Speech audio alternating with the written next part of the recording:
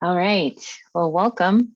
We are now live on Facebook and so excited to have um, our Uncle Graham Smith, our brother Bentham Ohia with us today to continue the conversation about education in Alaska and continue the conversation on what it looks like to decolonize and indigenize our systems for our children and for our children's children and into the future. Reclaiming this space for our babies is something that we've long been on a journey to attain here in Alaska. And we're so excited to really learn and just think through what it could look like just from the amazingness of our brothers and sisters over in Aotearoa, our Maori brothers and sisters. So thankful to have you with us today. My name is Wafal Girak or Barbara Blake. I'm calling in from Zantakahini, otherwise known as Juneau, the homeland of the Akwaan, and in the greater Juneau area, including the Taku River, the Taku Kwan. And so thankful to be here with Professor Graham Smith and Bentham Ohia, and I will turn it over to you, Uncle Graham, to take us away. Kia ora, Barbara, and thank you very much for the introduction again. Good to be back with everyone this week, and we're looking forward to completing the 3 sessions, I think on your Friday and now Saturday, later in the week. It's in this session, we're joined by Bentham Ohia, who's a well-known educator in the New Zealand end of things, and has a really strong contact and relationship with Alaska as well. But just to introduce myself to the audience, I'm Graham Smith. The mountain you see behind me is the mountain from my mother's area in Wanganui. It's Mount Ruapehu. And so I'm resident there at the moment in my mother's territory. So I come from 2 main tribes, one on the west coast, Ngāti Apa, where my mother is, and one on the east coast, Ngāti Pro, where my father is. So I'm an educator, long time educator. I'm all wrinkly now, and that's a badge of resulting from working hard. And my interest really has been trying to create through education a better world for our Indigenous communities, but my own community in the first instance, but more broadly, Māori communities, and then I've also tried to share what we know with the rest of the world. So that's me. I don't, as I said last week, I don't do all this on my own. I'm one of the big group of people, and we try and work together. So I'll hand off to Bentham now to introduce himself. He's a very good friend, colleague, and another hard worker. Kia ora tātou e hui nei i tēnei rā. Tuatahi tanga ka mihi ake nei rā ki a koe e Wahal. Barbara, e whakatau nei a Māua i tēnei rā. Ka mihi anō ki te whānui tango o ngā tangata whenua ki Alaska. Koutou tūpuna, o koutou kaumātua, o tī rā koutou katoa e noho mai rā ki te rā pito o te ao. Tēnā koe, tēnā. Huringa whakaro ki o tātou mate moi mai rā. Hoki mai ki a tātou te hungora. E Graham, nei rā te mihi ki a koe. Thank you very much for allowing me to share. Been really blessed to be able to have been to Alaska a number of times and brought a number of our students there on our Masters Māori Indigenous Leadership over the years, and we've been, just want to say how gracious we are in terms of the hospitality and the love and the support that you have all shared with us, Barbara, over the years, Kate and I and our teams. And just want to say how blessed I am to share the speaking today with one of my mentors too, Graham and his wife Linda, have paved a way and raised consciousness of our people around the transformative abilities of education, when education is done through our culture and not through oppressive culture that aims to turn us into non-Māori. So Graham and Linda have really led a lot of our initiatives, and both in the policy area, legislation area, politics, to be able to enable our people to live as Māori. And that is the bottom line, is we want to live as Māori. And within our education sort of context, our education historical context has been based on oppressing us and to take the Māori out of us. And through leaders like Graham and others, and Linda's dad too, Hirini Mokomid and Whata Winiata, and many, many other women and men, our reality is now changed. Probably through a revolution, I'd say now, Graham, over the last 30 years. So it's become normal for us to raise our kids through our language, knowledge, identity, and culture. And education has been one of the vehicles of transformative change for our people. So glad to join this kōrero, this discussion today. And I understand we're looking at the post-secondary or the tribal college sort of space. And to share that with Graham is a real privilege for me also. So I want to thank our Alaskan whānau for allowing us to come together as Māori today. Kia ora. Kia ora, Bentham. All right, so I'm going to just summarize very quickly where I went to in the first session. But as an opening statement, just to say that these three sessions need to be seen collectively. They all connect together and they canvass a number of questions.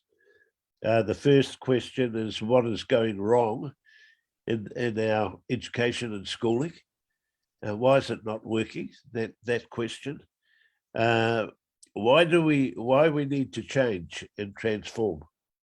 Trying to address that question. Why are we held in this inertia of just accepting what's happening to us without moving to make change and respond to a system that's really not working for us? And then I think we're also trying to address what has already been done by yourselves as Native Alaskans, because both Bentham and I would acknowledge that there's lots going on in Alaska that we've learned from here in New Zealand, and they're all positives, I think, and signal that some of the answers are within ourselves. And so I think along the way in these three sessions we're sort of unpacking that, and then another element is just looking at what others have done and in terms of trying to respond to the same sorts of issues. And again, by way of disclaimer, I would say that from the New Zealand perspective, we're just saying where we are up to in our particular struggle. We're not trying to say necessarily that this is what you should do, but by the same token, I think we have some good ideas that do travel more broadly and are worth considering. So that's a further point that we're raising. And then finally, this is probably the subject of the final session, is trying to address a question, well, what can we do now? What should we do? And how might we move forward? So, and understanding that that's the sort of terrain on which we're working, these conversations. So I began with talking about the what I call the Kura Kaupapa Māori transforming movement of education and schooling in New Zealand. And this is an important foundational kōrero or talk to have for us, and I believe sets up a lot of the rest of the conversation about change that we're going to have. because it's important because it really was a revolution amongst our communities. And it began, as I said, with the preschool initiative of Kohanga Reo, went through the Kura Kaupapa Māori elementary schools to Kura Tuarua, the secondary schools, and to Wānanga.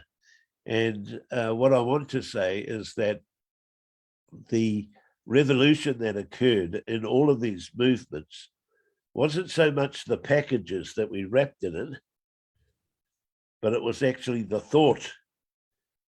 And so the revolution, from my point of view, if I can use that word without it being sending shivers up some people's backs, it's really transforming I'm talking about. The real transforming element that occurred was actually up here in the mind. It was a change of mindset that occurred. That was the revolution. And we wrapped it in these various packages. So the reason I put it this way is because there are other ways to wrap this revolution. It doesn't have to be in those packages. And that's really what we'll address today, because many of our communities have wrapped these similar elements into different types of education and schooling packages.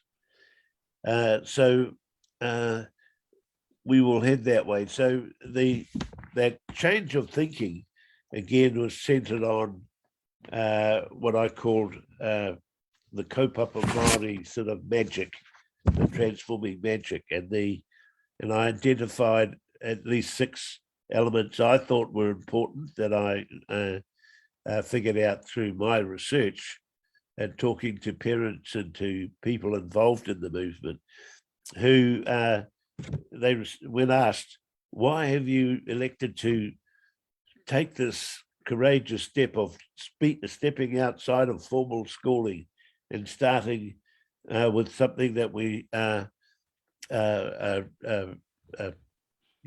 really have any background in, and trying to do an education system for ourselves.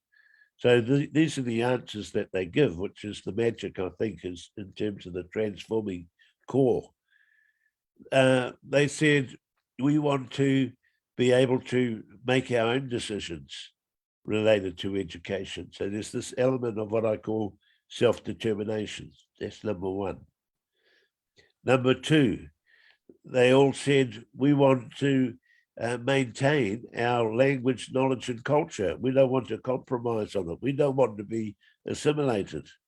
So that's number 2, maintain our cultural knowledge, language, and culture. Number 3, they said we want our kids to be taught in ways which don't disconnect them from our own homes, that our homes need to be seen as an extension of the schools. Because up until this time, a lot of our kids would go into a totally new world when they went to school, and then have to come home and then turn back into a Māori. And so, and all of that's got to do with values and our perceptions, our worldview, and so on. So we boiled that down to getting being prepared to adopt culturally preferred ways of teaching and learning in these schools. Now, the next point, which I didn't really speak about last week, but which is really important, was what I call the mediation of the socio-economic circumstance. And what this is, and this is really, I think, something that should be attractive to a number of different Indigenous audiences, because we're in a similar position. We suffer from high and disproportionate levels of socio-economic disadvantage in our communities. All right, so I'm not talking about educational underachievement here or underdevelopment. I'm talking about the broader socio-economic disadvantage in our communities. And I've connected the education struggle to the socio-economic circumstances of our people by saying we will not have a revolution of our socio-economic situation in our communities without a prior or simultaneous educational revolution. And so it behoves us to think about the important place of education and schooling in our socio-economic transition. More than that, in these schools, we found that kids or the teachers or the parents and the school community applied our cultural values, which help mediate what might otherwise be debilitating social and economic circumstances. So when there was unemployment in the home, didn't matter that those kids from that home couldn't afford to go on a school trip. Didn't matter. The responsibility of the whole whānau, the extended family of the school, everyone goes on the trip.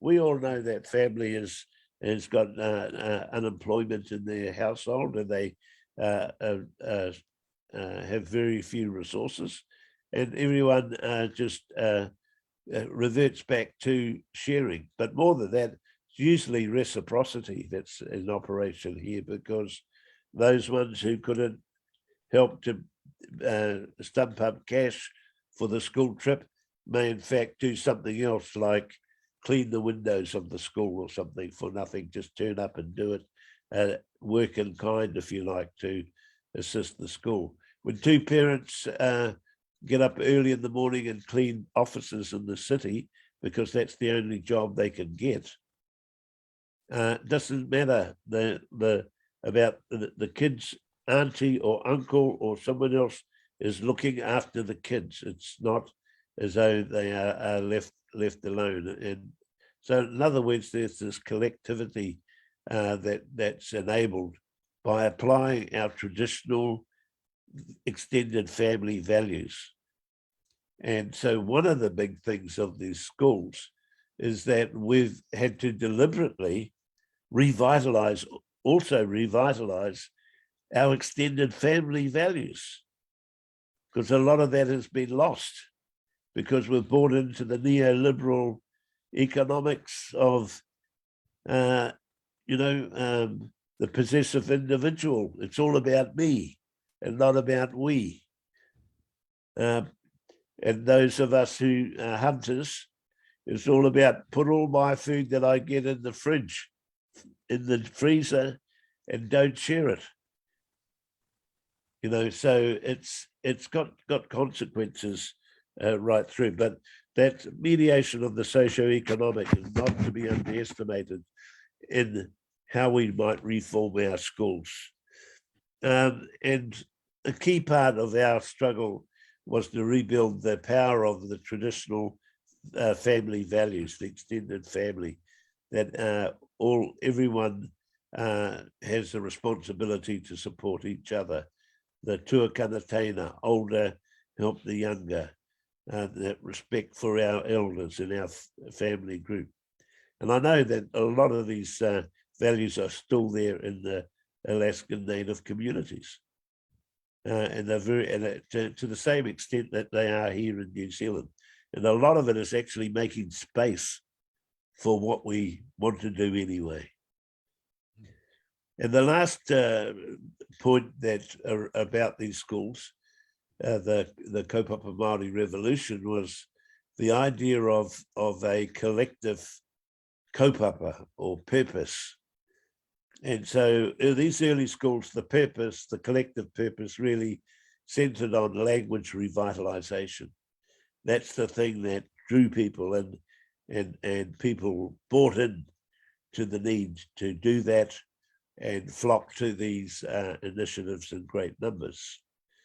But in the new schools, so now starting to talk about today, what we're going to be talking about, there's been some changes as we've over the years, as people have taken hold of these sorts of values, but also have tried to actually not tried, they've actually done this, is to shape them into different formations. So we've got different types of schools now, but the purpose is slightly different. So not entirely on language. Language is seen as one element of it. So, and we've got, so some of these schools include, after the Kura Kaupapa Māori schools, which is focused on language and are defined by a philosophy of education, which is in the Act called Te Aho Matua, and we've been through that. We have another schooling type that's evolved called Kura a Iwi. And Kura a Iwi are schools that are based on tribes. So tribes have set up like a kaupapa Māori school and said, well, we're not just about Māori generally. We want to develop a school that responds to our tribal history, nuance, language, and so on. And we want our kids to know our territory. We don't want them to know everyone's territory or other business. It's very focused on the tribal area and tribal knowledge. In many ways, this is, I could see that sort of model having something that might be useful for the villages. If you're talking about a village environment and how to respond to a village. So these tribal schools locate learners in their own tribal knowledge and boundaries and so on. But very similar to the kaupapa Māori. Another series of schools has been built under the mantle of Māori medium schools. And they're recognised as just Māori medium schools.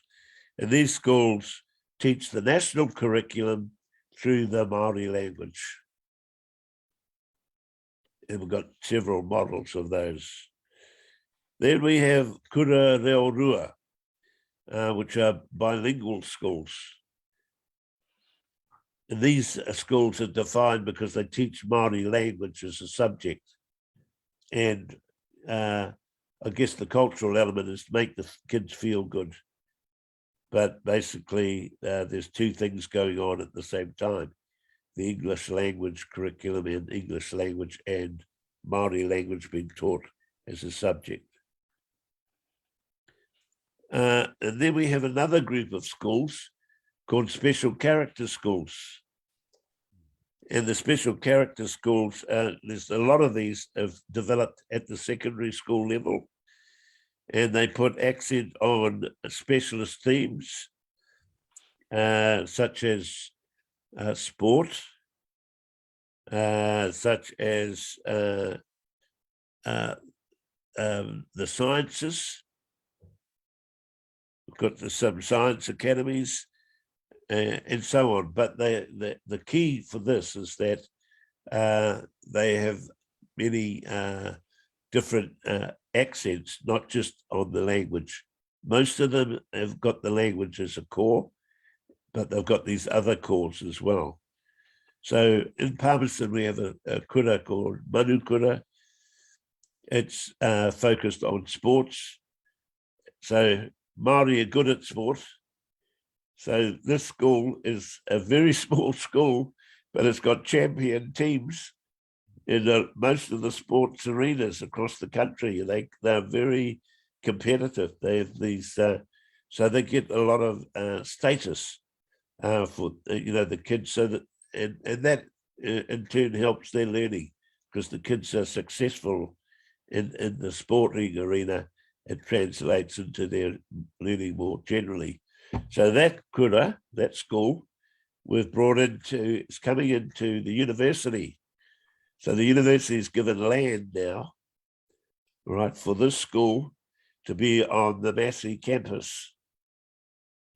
And the idea here is that we will track these kids straight into phys ed careers and to sports, science and so on. So they have an opportunity straight on their back doorstep connected to a university education, which is okay, but again, it's not everyone's option. And then Bentham will probably speak about the kuras, and he's got several that he's been involved with that, and I'll leave that to him to talk about Ngā Taiatea and Te Taiwananga and various other options. Again, same thing. They have an audience, and they're very good options. So what I'm talking about now is that built on that kaupapa Māori base, we've got all these options. So we're talking about how we might change and the diversity in our communities that we have, and our village communities, our Inuit and Native Indian communities. You can change the shape of your school accordingly.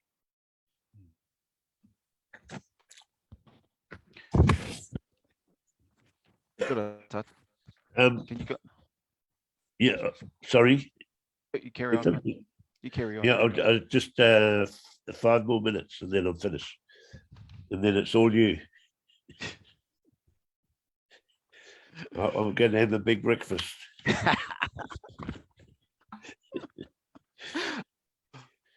Okay, so then we have another a group of schools which have got a bad rap, of course, which is through the residential schools inquiry, but we still have a lot of Māori church boarding schools, and they've.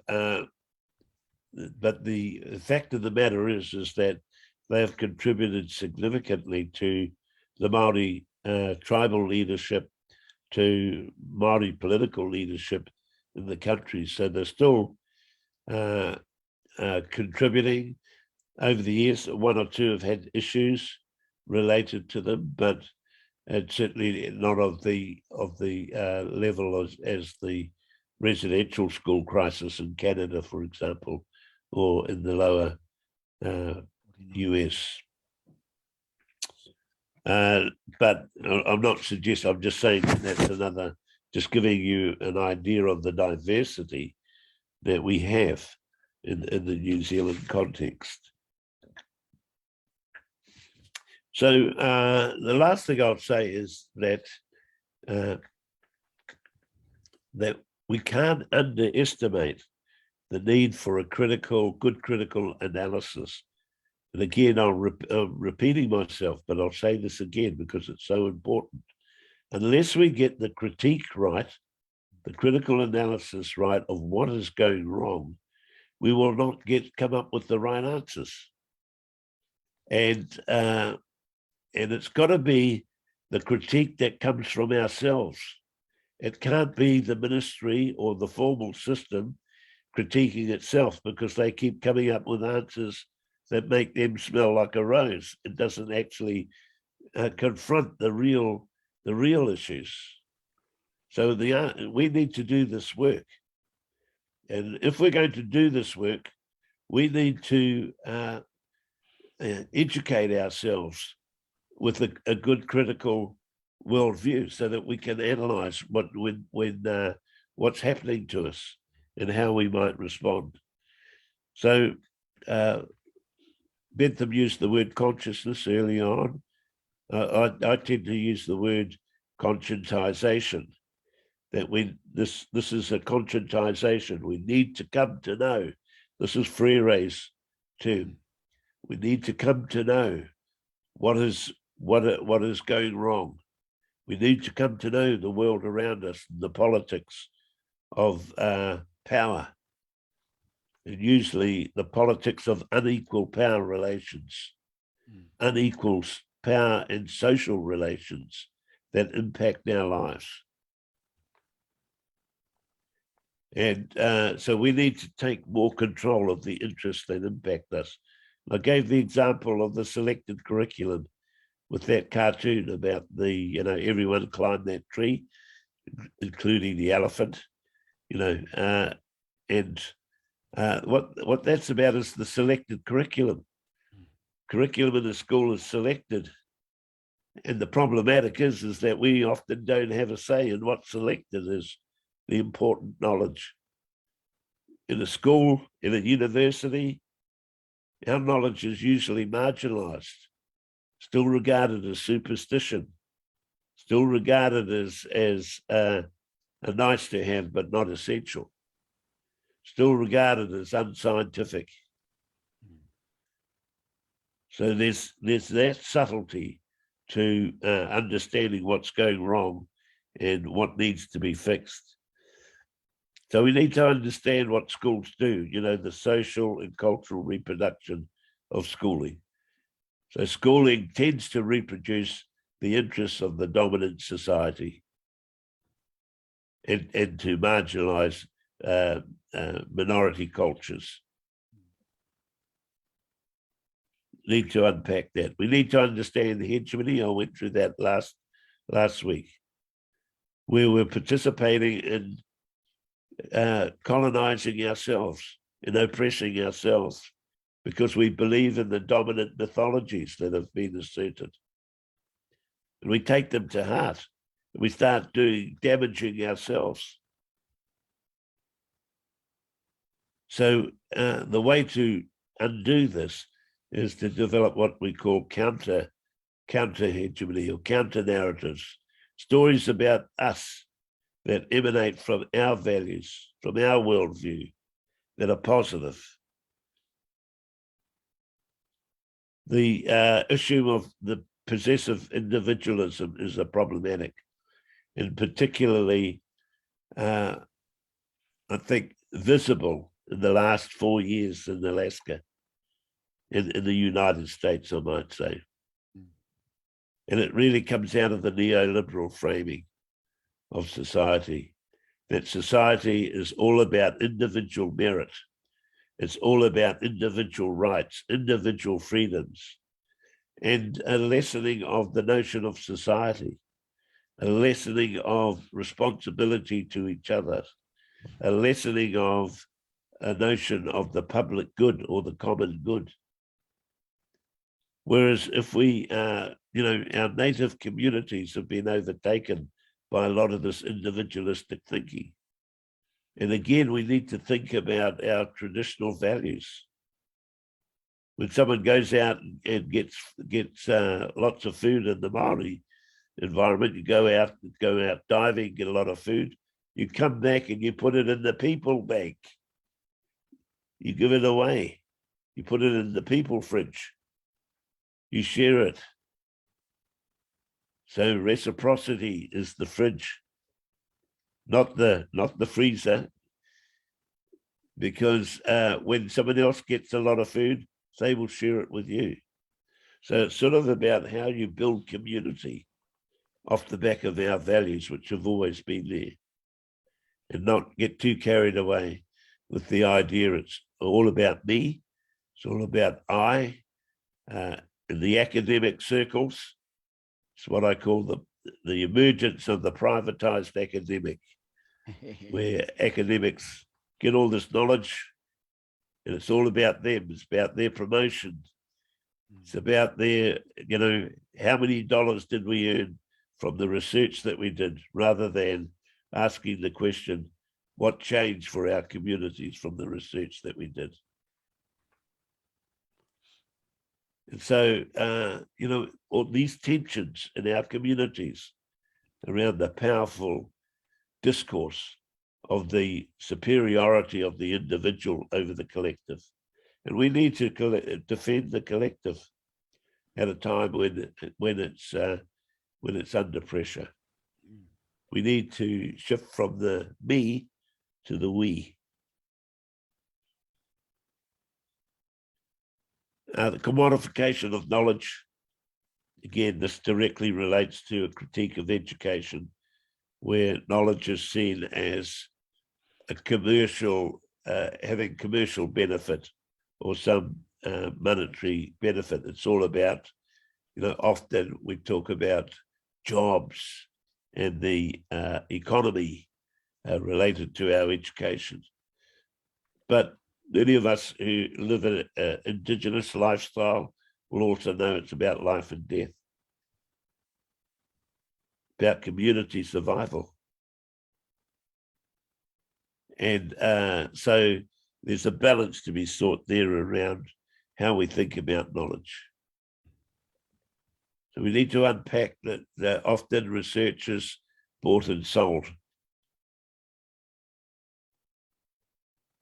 Not for the benefit of Indigenous communities, usually for the benefit of big institutions, pharmaceutical companies, and various other commercial entities.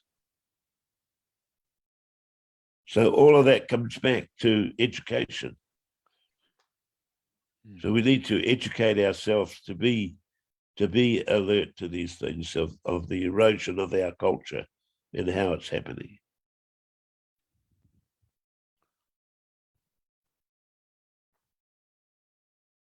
All right, so that's sort of where I've got to. I've introduced the idea now that we've moved in New Zealand beyond the Kaupapa Māori Foundation. And I want to say it's still the foundation, those Kaupapa Māori principles, but we're also developing other schooling responses.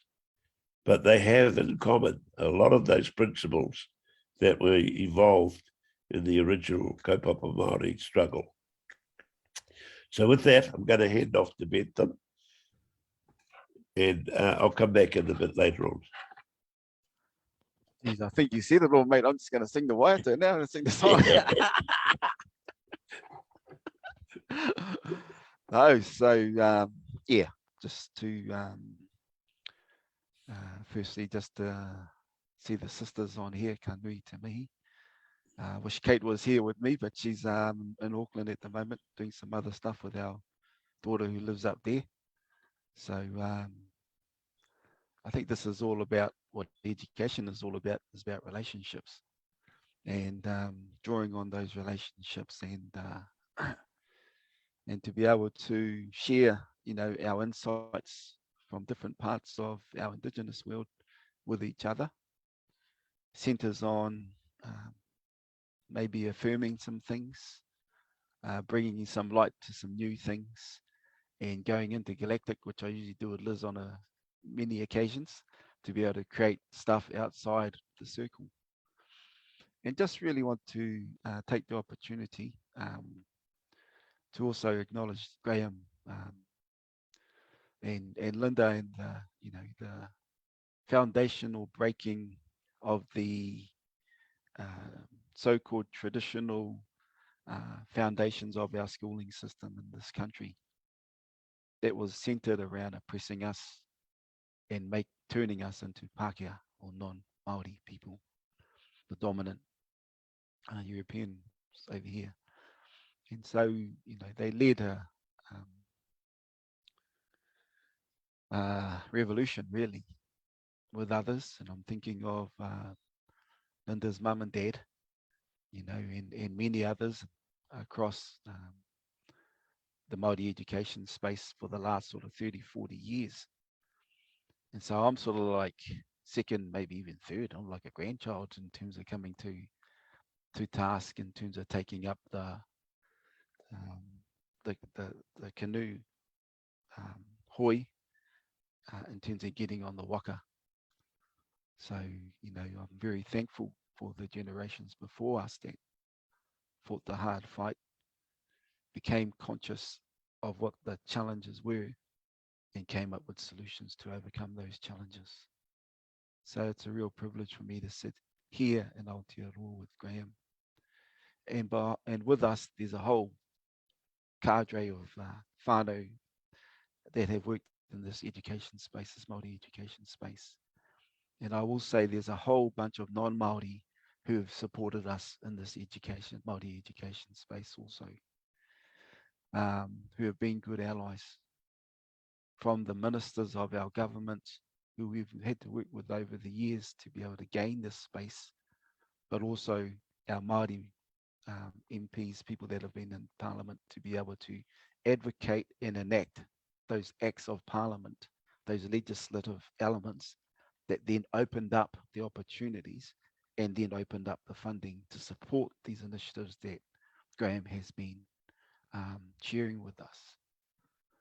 So our whole mission, I believe, has been centered around no whānau left behind. And whānau is what we name as our family, our immediate family, our extended family. And I believe our aim is to ensure that none of our whānau are left behind. And education has been the oppression or vehicle that has been centered on taking the Māoriness out of us over many generations. But education can be the solution and the revolution if it's centered around our knowledge, language, culture, and identity. But it needs to be facilitated in a way that meets the diverse realities of our people as Māori, who learn in different ways, who think in different ways, who walk in different ways, who have different interests. So when we're talking about education as a positive revolution for our people, I believe our mission is no whānau left behind, to ensure that every whānau, Māori whānau in this country must not be left behind. And if it takes one, and when I look back 30, 40 years, usually it's been a particular family member of those families that was blessed to be able to engage in an opportunity, raise their consciousness, realize the opportunities, and then shared, and then being part of the sort of the team, so to speak, to then go out and build other warriors and leaders within our education space to a place now where I believe that we've come to, I wouldn't say we're there yet, we're far away from being there yet, but we can see absolutely that we've been taking not only great steps forward, but we've basically contributed to transforming the landscape in this country, where our children can be born knowing they can have full Māori immersion at every level of their learning, from baby to elder. All those opportunities have now been in place. And when I'm sitting here with Graham and others, it's like it's a blessed opportunity. And so I just wanted to start there. We were both CEOs of Wānanga at the same time. He was like the master and I was like the apprentice. And we still like that. We're still an apprentice, still in training. So ka nui te mihi kia koe, Graham. And I haven't seen him for a while either. So thank you to our Alaskan whānau for bringing us together in this particular way. So, so what do you want me to talk about, Graham? Just carry on from what you were doing, or talking about?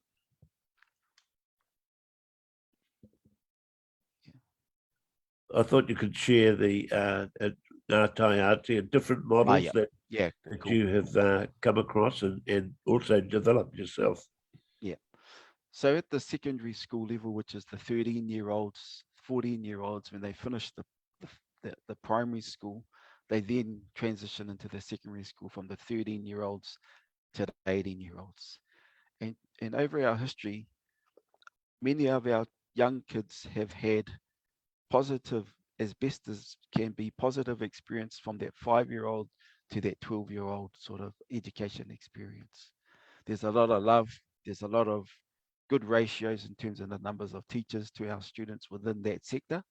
But once they hit that 13-year-old age group going into that high school environment, they're no longer treated as an individual, in my view. They're just treated as a number. And so the ratio between staff and student has been exacerbated in the sense that that student no longer feels as though, they're part of a community. They're just another student or just another number. And so the secondary school, that 13 years old and to 18-year-old area, has traditionally and historically been a place of disillusionment and disengagement. And for many of our young teenagers, a place of oppression. And that's because it's totally different to that 5-year-old to 12-year-old opportunity, where there's more one-to-one, the ratios are smaller, and there's a sort of a love of education there, from the people who do that in that 5 to 12-year-olds. But it's that 13-year-olds, that transition into that secondary school space where a lot of our people have been left behind.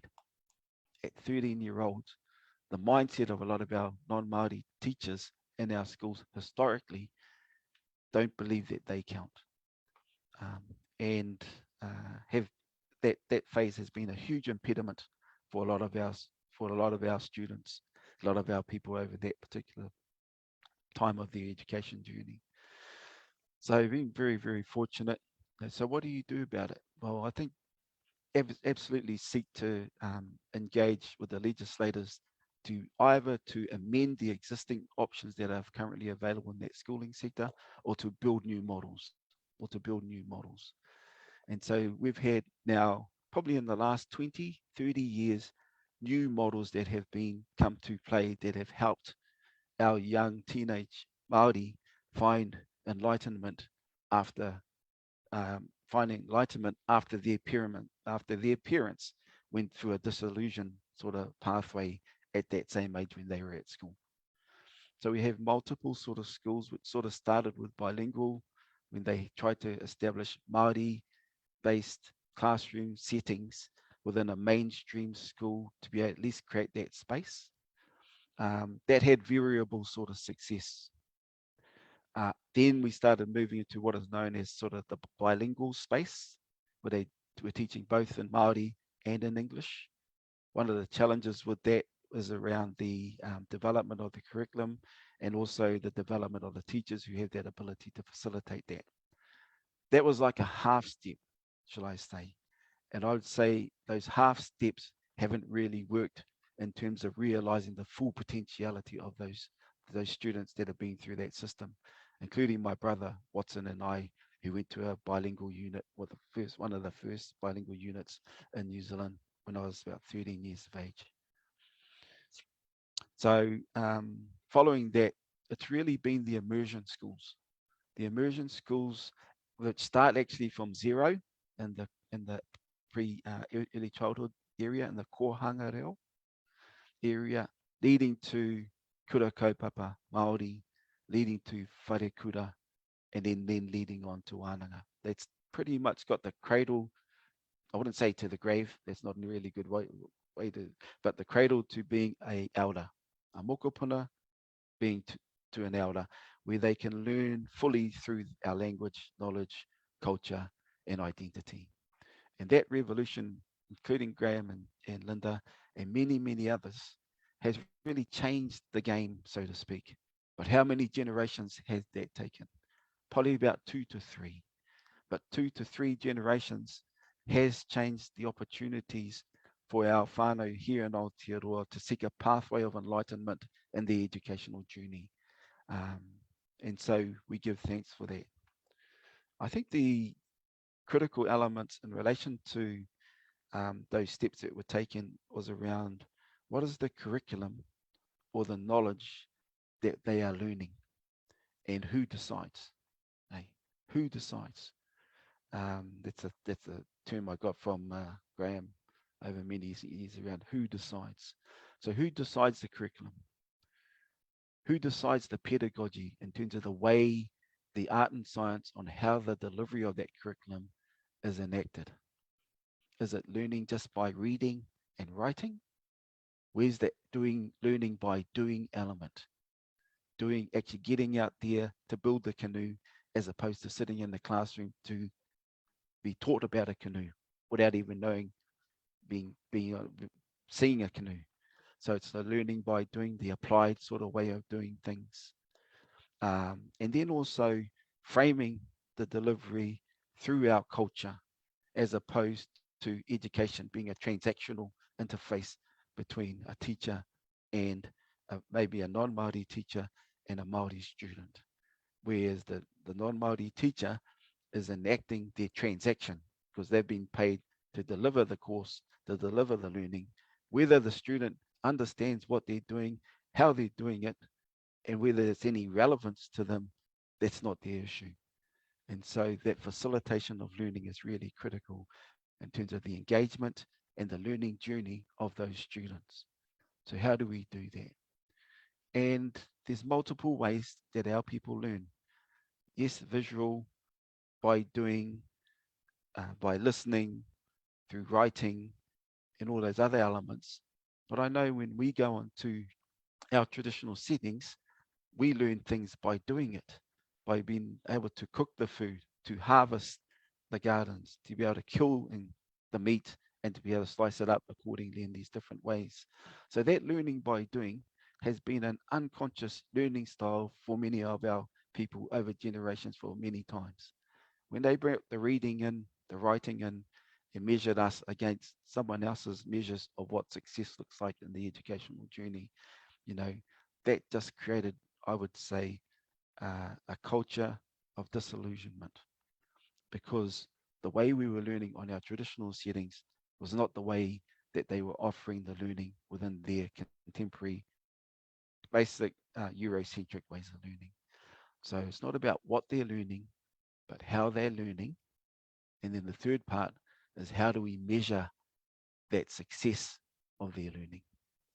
Um, I don't know with you guys, but back over here, we used to get grades A, B, C, D, all the rest of those particular things, or percentages, 50, being average. And so, and pass rates and fails and all those particular things. But one of the measures that we used in the assessment space was achieved or yet to achieve. No A, B, C, D, pass, fail. You either achieved or you yet to achieve. So it's the accent is on the fact that they haven't failed, they may not have achieved yet, but they are yet to achieve, as opposed to A, B, C, D, 50% pass, 49% fail.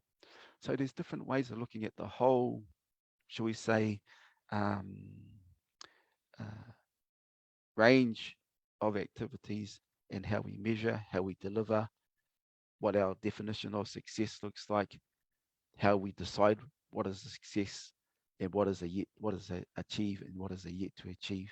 So I'm just sort of trying to share different ways that we do it over here, because I think the key part, as I said before, was no whānau left behind. It's not the whānau's fault that the system has been created to ensure that our people failed. That was the historical way of how things were done here in Aotearoa.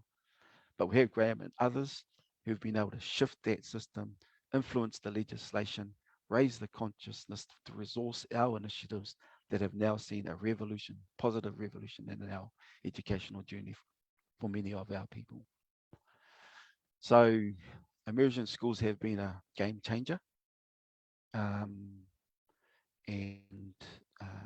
obviously advocating and working with the legislature, the politicians, to be able to change or amend legislation that enables our knowledge to count, our ways of being to count, and then being able to affirm the resources to invest in our initiatives has been a revolutionary change.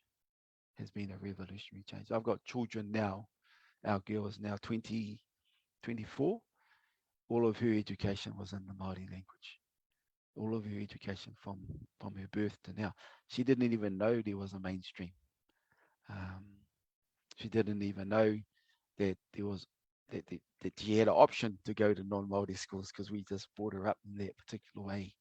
And I think when we're talking about self-determination, really what that is about is our families being able to be more self-determining in the choices that we make, to ensure 100% that our knowledge, our language, our culture, and our identity will be strengthened every step of that journey through our educational pathways. So I'll just sort of end there. I just wanted to say with Graham, it's always good to share, because when I'm sharing with Graham, I'm learning a lot as we're going along. And it was great to be CEOs at the same time. I was like the cup of tea boy, to be honest, at that particular time, the young one coming on there. But just to be around our that knowledge and that well of knowledge, both Linda and Graham, was an awesome blessing for both Kate and I in our 20 years working in that sector. Kia ora. Right, thanks, Bentham. So I think we'll just move into opportunities for others to ask questions and so on at the moment, Liz and Barbara. Yeah, Sangaitla. Oh, it's so good to see both of you and to hear you and to just be both inspired and catalyzed and challenged at the same time with, how this may look for us in Alaska. We know that as we work towards what will become the compacting moment, compacting being the ability for the tribes of Alaska and our Native organizations and the state of Alaska and the federal government to come together to make a pathway for our tribes to reassert the leadership that we have always had over the education of our own peoples and our own children in Alaska. That was, as you folks already have mentioned, interfered with a few hundred years ago. And we are continuing in a space where our children are not thriving in the education system that we have here. There are some bright spots, but we do not have, as you describe it, Kaupapa Maori as the foundation that everything else is built off of yet. Right now, we're still working in the Western colonial education model. And there are a few schools that are doing it differently. And every year, it seems, so in the last maybe 5 years or so, we've actually had a few more come online that are more focused on like language immersion schools. So that there's hope. And as this work continues, really understanding what is possible is critical for us to imagine, to reimagine what it will be like when we can finally teach our children and teach them from the basis and the foundation of who they are for a fuller lived experience where they can thrive and our communities can thrive once again. And as Graham mentioned in the first session, and again here, the link to that thrivability is essential for the socioeconomic success of our communities and for the state. And as I was listening to both of you, I had a number of questions. Of course, we know that so many people are really here trying to kind of grapple with what that would look like. And we were asking Graham in the first session, and so maybe Bentham, I'll throw this question to you to start with. Graham mentioned that, after this, essentially this educational innovation was reimagined and reasserted in Aotearoa, no one died. And there was lots of the sky is falling moments for, I assume, Maori and non-Maori alike, who were heavily invested in the way the system was working. And, how did you help people understand that an investment in Kaupapa Maori would be a higher and better value of investment? So I'll leave it at that and see, Bentham, if you have any thoughts on that, and then if Graham does as well. I think the first thing that happened when I look at Graham and others is they just started it. That was the first thing. They just started. And many of them started without the funding or the legislation or even having a classroom or the resources or the student learning resources.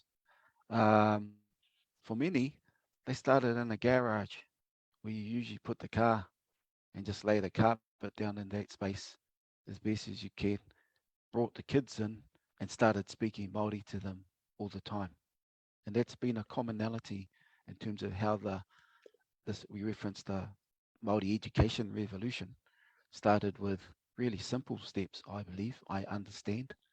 And they're very simple, practical steps. And at that particular time, there wasn't as many people who may, one, have been as fluent in the language, or two, being trained in the education or the pedagogy, the teaching spaces. But what they did was that they just believed that our language, knowledge, culture, and identity is the best thing for our children, and started. And for Graham knows and I know, there was a lot of our grandmothers that actually did that. And they didn't actually ask for permission. They believed that that was the right things to do, and they enacted that. And I think I think that's one of the challenges we have. We've forgotten how to believe.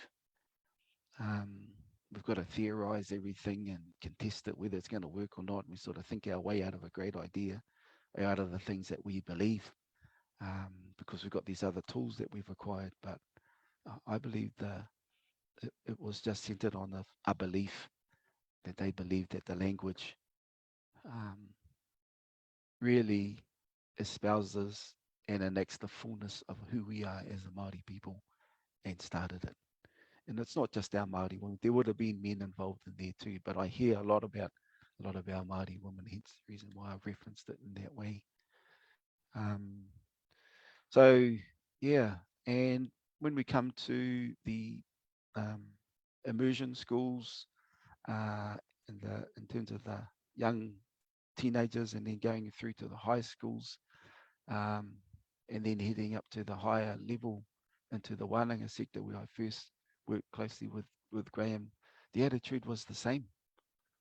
There was a problem, there was a challenge, and at the adult level, it was high Māori unemployment in the 1980s. That sort of led to people establishing these different schools or sites of enlightenment for our people, and started not really knowing what they were doing, I'd say. That's not being denigrating. It's sort of from a lot of the words that I've been around, especially in that post-secondary school space with those 17 and above. They just started these initiatives not really knowing what they were doing, but had a belief that this was the right thing to do, and did it. And I believe that's been a trait of our people as Indigenous peoples. This innate ability to tap into our blood memory that flows through our veins to be able to enable us to not only have the courage, but to enact what we believe in a way that is based on maintaining, enhancing, and advancing our people to be the best that they can be as Māori. So one of the sectors that both Graham and I worked in for a number of years was in the post-secondary school era, which was the wānanga sector. And Graham may have already mentioned that in previous discussions. But what I've done is I've put on the chat there, I've put the legal definition of what a wānanga is for you to be able to see on the chat there. And it looks quite small, and it's about 6 lines or something, but that probably took about 30 years to enable Graham and others, and many allies, both Māori and non-Māori, people inside government and many people outside government, to enable the enactment of this act, which is in 1990. And it says there in the chat. So this was the sort of the over post-secondary school sort of people that didn't get whānau, that didn't get an opportunity to go through our immersion schools, failed, that our secondary schools failed a lot of our people in those Pākehā dominant interest high schools, and we had intergenerational underachievement in our for a lot of our whānau, for a lot of our people. And so we have universities, polytechnics, and we also had teachers' colleges, which train teachers. But our leaders were able to enact a 4th category, besides universities, polytechnics, and teachers' colleges, which is known as wānanga. In wānanga, and I got the definition in the chat, a wānanga is characterized by teaching and research that maintains, advances, and disseminates knowledge, and develops intellectual dependence, and assists the application of knowledge regarding āhuatanga Māori, Māori tradition, according to tikanga Māori, Māori custom. There are currently 3 wānanga recognised under this Act in Aotearoa, New Zealand. So even though we've been doing a lot of our focus on our young ones coming through into our high school students, if we're able to transform our adults, our elders who may not yet had a positive learning opportunity, then that has been an additional revolution to the Māori education revolution over here in Aotearoa, New Zealand. And I just thought I'd bring that to the table, given that Graham and I both spent a significant number of years in that particular space. And Graham was part of the team that authored this act at that particular time. Because when you author the act, it's not just for the here or now, but will it be relevant for the future generations? And does it sort of meet the threshold to ensure that it meets both the political sort of interests of government, both the funding interests of the funder, but more importantly, does it maintain, enhance, and advance the spirit of our people as Māori into the future generations? So I'll just open it up with that one, and Graham, probably want to hand the bat into him. Kia ora. Yep, no one died in the revolution is a line really that picks up the point that you know, there were a lot of naysayers, both from within our own community and outside, who could not see the vision. So and that partly is that they're too invested in the existing system. Partly, I think at that stage, we found it difficult to get to everybody and to try and educate them. But I would say this, Elizabeth, that, and it's true of all of our Indigenous communities in this contemporary world, that we're not homogenous, that is, we're not of the same mind in terms of what we want out of education. And so while we have been severely critical of the existing system, of what we've called the dominant system and so on, there are some who are quite happy and content with what they're getting with that system. So always we've thought our struggle is not really to pull down the Western system. It has been simply to provide additional options, real options that meet our interests and our needs alongside that. So, but in the anomaly here is that in order to prove ourselves, we've had to basically undo or unpack the negative elements of the existing system. So that looks as though we're trying to get rid of it completely. I would say, you know, each to their own. Our strategy has to be more options and not either or. So and I think that sort of the way we couch our argument, I think will cater for everyone's interests. And so I'd like to say to those who want to completely Western form of education, good on you. You know, at the very least, hopefully we're not taking our people away totally from their community responsibilities and their cultural elements, that we can weave that in as well. But we want to also have these other options that assure that as an outcome for our communities. I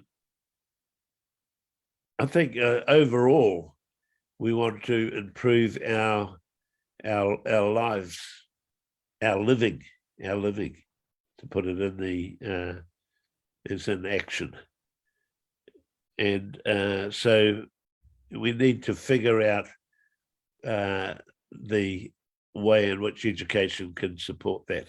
Because at the moment, as we've noted sort of time and time again, the system is not working totally for our interests and for our community cultures and so on.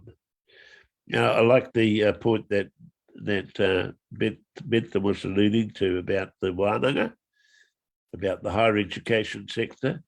And so I think what he's pointing out is that our struggle is everywhere. It's not just in one place. It's not just from bottom up, build the change with the preschool, then the elementary school, then the secondary school. I think what's been interesting about observing the New Zealand situation is that we developed struggle and change in every place, top down, bottom up, sideways in, and didn't necessarily see it as a linear struggle, as I say, growing it through the system from the bottom up. That was important. It was an important foundation for our struggle, where it started. But I don't think it's necessary to just struggle in one place. We need to be engaged with many areas. So looking forward, hopefully the compact will enable Indigenous communities to at least get started on these pathways, these other options. And while Alaska is a significantly different place from New Zealand, it's there's some issues to be solved along the way. You're not going to solve them if you don't start. So the other thing here is that people have asked me about how did we start, the wānanga or Awanuiarangi, and I, somewhat tongue-in-cheek, will say, all you need is think up a good idea, a good name, find a board, write the name on the board, find an empty room and bang nail the name to the wall, and you've started. Yep. And really, that's how the wānanga started. We just start. We found an old prefab, and away we went. We knew we needed courses. We knew we needed teachers. We knew we needed curriculum options. But we started, and over time, we built everything that was required. Yeah. To the point now where Awanuiarangi is probably certainly at the very top of the institutions that are completing Māori doctorates every year now. So I think they had 15 last time. So that's pretty good on the overall production rate across the universities as well. And significant employer of Māori with doctorates now. And Aotearoa, still very one of our most productive and institutions in terms of its nationwide outreach and working in developing courses for again reigniting the educational spark, if I could put it that way, for learners, but also developing programs for trades and outcomes. So work-related outcomes. So the three wānanga are different, each significant in their contribution. In fact, I would say that the Aotearoa was probably the most significant institution for many years until it was what's the word, curtailed by the government expectations. So that's code for too successful in what it was doing. But and had large numbers. The government really wasn't prepared to put the F space if the equivalent full-time funding in for the numbers of students that the wānanga was attracting and so on. So a lot of effort was put into retrenching the potential of the wānanga actually to contain it, constrain it. And the third wānanga, which is language oriented, is doing very well with Meniana Selby, and they've got their own shape. Onuiarangi's got its own shape, and Aotearoa has its own shape, and they're all successful in what they're doing. But it's an area still in Alaska that could be developed as well. I I really appreciate the way that you talked about all of these things. They don't have to happen wholesale. They can happen, through a demonstration of willingness and a desire to go down this path as an option, or as a desired pathway for a tribal community. And I think one of the things that is a challenge for us in Alaska that people are trying to think through is, one, that it's not a either or. Both the Western style can go on, and then the creation of these tribally compacted public schools would be another way of creating a successful path for our students and families. Within our small communities, as in our villages, you don't really have a situation where you're going to have lots of, there's this option for this school and this option for that school and this option for this pathway.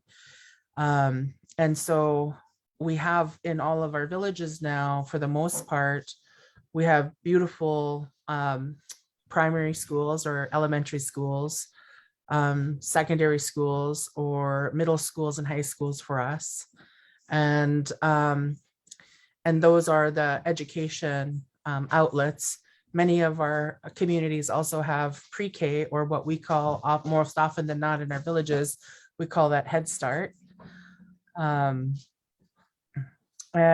I think one of the areas of, really thinking through what a demonstration could look like using a native foundation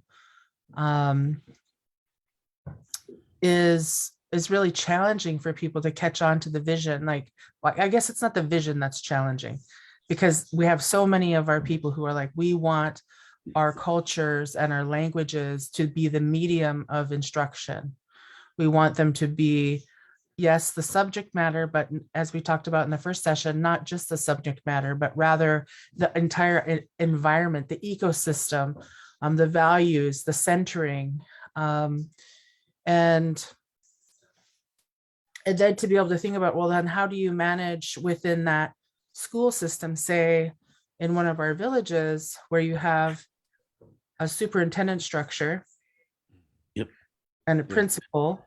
If you have more than, if you have to have that superintendent principal structure, some just have a principal because they're just a single school.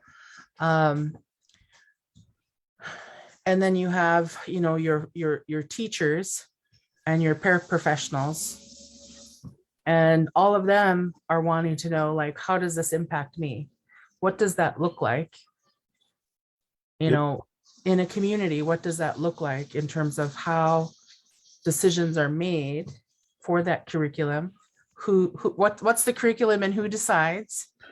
And then how does that work with the other employees of that structure? Yeah. So, sounds very complicated, but I might be a bit blind or deaf, because I think it's easy. And so what I would say, Liz, is that the best way to do this possibly is to create, through the compacts, an Alaskan Native Education Authority. of say 3 or 4 people. Their role, they should be given allocated a transforming budget, and their role is to seed a school in a particular place, or seed 2 schools or an institution, and that communities could make a bid for their community to be converted into one of these environments. So in other words, the village would need to get together and say, yeah, we can see the potential here. We would like to get all of our institutions aligned under this authority to build and their educational response. And you could have a community in the urban area might want to do something. You could have the tribal college wanting to reconfigure, but again, you've got to think about population pipelines, student pipelines, and where you might center some of this stuff. So, particularly in the tertiary education level, it needs to be in a very populous area, or in the urban area where there's a large native population. But I think the idea, we're still arguing for a Māori Education Authority. But so what I'm suggesting is you can jump to the end, if you like, argue for an Alaskan Education Authority who would oversee, make those decisions, who would say, yep, your case is really good around your Indigenous curriculum and stuff. Yeah, we like it. It connects with your community. We can see the transforming stuff in it. We think that you're a good case to be fully funded. So you've got your own authority, your self-determination, if you like, is seated with an Indigenous base. But you again make they would receive an oversight, jurisdiction. So on the North Slope, for example, we have a superintendent who might not be supportive of what the community are doing.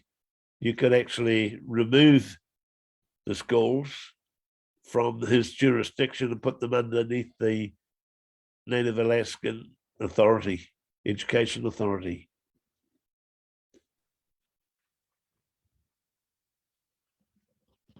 I think another additional practical step, if we were looking to get started, is I'm not sure, in New Zealand, our schools go from sort of 9 a.m. to 3 p.m. You could take the school over from 4 p.m. to 8 p.m. across the country, because they got all the resources, they got all the computers, they've got all the investment and infrastructure in those particular schools to be able to start delivering those subject areas or those knowledge areas that you believe are important, because those schools are already in those communities. So access to be able to come into those particular spaces, I would say, are underutilized at the moment. So an opportunity to maximize the utilization of the existing resource that currently sits within some of the places and spaces that our Indigenous whānau are in Alaska, could shift the mindset of the parents and grandparents of those places, places that potentially may be continuing to oppress or colonize our kids. I'm hoping they're not. But they could be the same spaces and places utilizing resources that exist there already to be able to bring those parents in for language, for culture, for knowledge, for identity-based learning opportunities that could then, work in other multiple sort of areas. So I'm just trying to look at what are some of the existing resources, spaces and places that we could maximize the utilization by using someone else's money. Yeah. I still think about some of the different elements of education in Alaska that I've seen, e.g. Kotzebue, they're well on the way. You know, their whole infrastructure, the elders, everyone is in there to be a native school of some description in their own right. But they've got great participation. They're a small enough community, I guess, to exercise their autonomy once they've got everyone aligned, and everyone seems to be aligned because the kids are beautiful, they're happy, they're speaking language. It's great. And a lot of the teachers are wearing te wānanga or Aotearoa jackets. I might note on the side.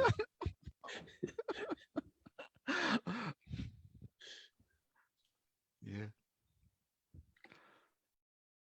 I've included up in the chat the legislation that was passed through our government that enabled us to be recognized and then to be able to receive funding. And I've just included that act so you could see how did these wānanga work through a legislative process and approval process to then be able to receive both operational funding, and after additional fights and marches on Parliament, forced the government to enable us to receive capital funding to build our facilities, probably nearly 15 to 20 years after we had started. And so that's the act that we used that I've got in the chat. So you can see quite clearly, how did you craft the legislation element that enabled us to enact the wānanga to then operationalize? But we then used the act to be able to compare it against the university system and the polytechnic system here in New Zealand, who were all given capital funding to build their facilities before they started. It was the three wānanga, the only institutions in New Zealand, who had to take the government to task over non-capitalisation or investment in our organisations to enable us to get that. So I thought I'd share that act in terms of what do these wānanga come under in terms of the legislation and the federal government over here. Appreciate that.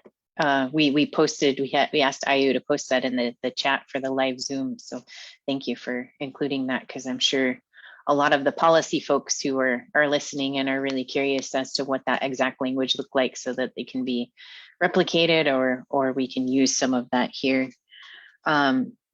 Curious, as you're building these schools, and I'm sure you had, and we've kind of asked this in different ways, but I'm going to go a little one step deeper, is, we've been getting a lot of folks who are questioning whether or not our children are going to be prepared for real life when they go through these schools.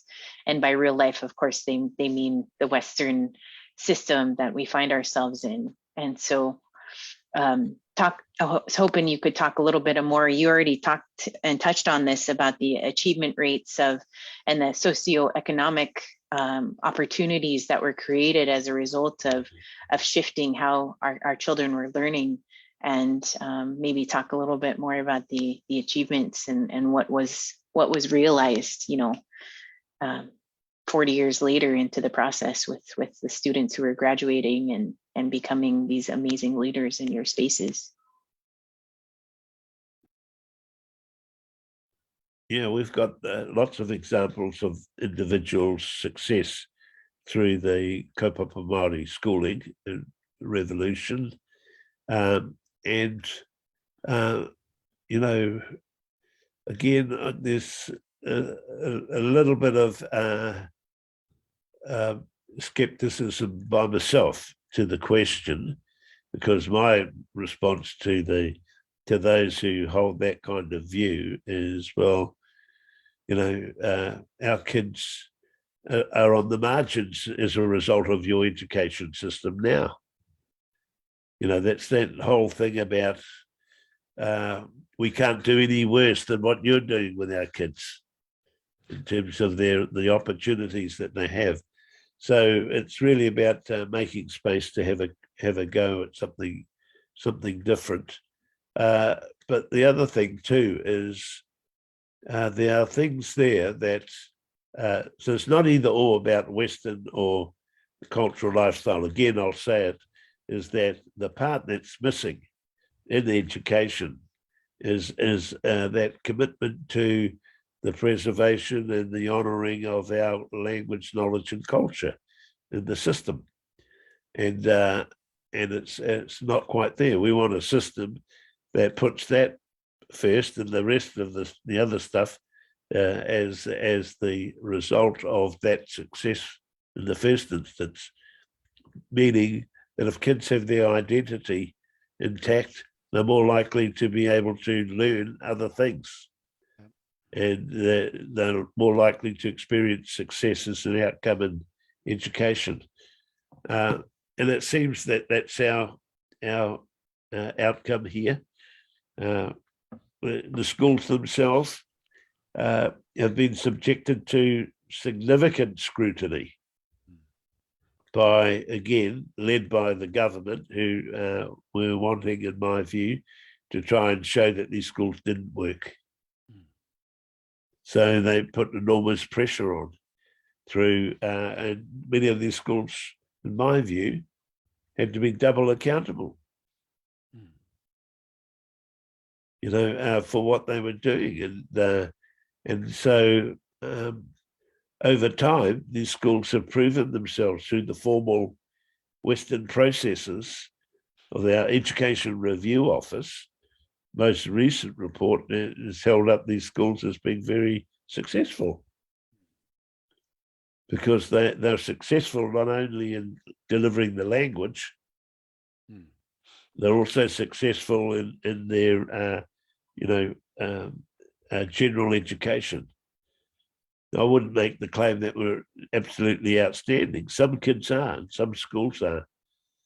But as a general, I think the general feeling now is that these schools do know, are performing reasonably well in the system and are a good contribution to New Zealand education.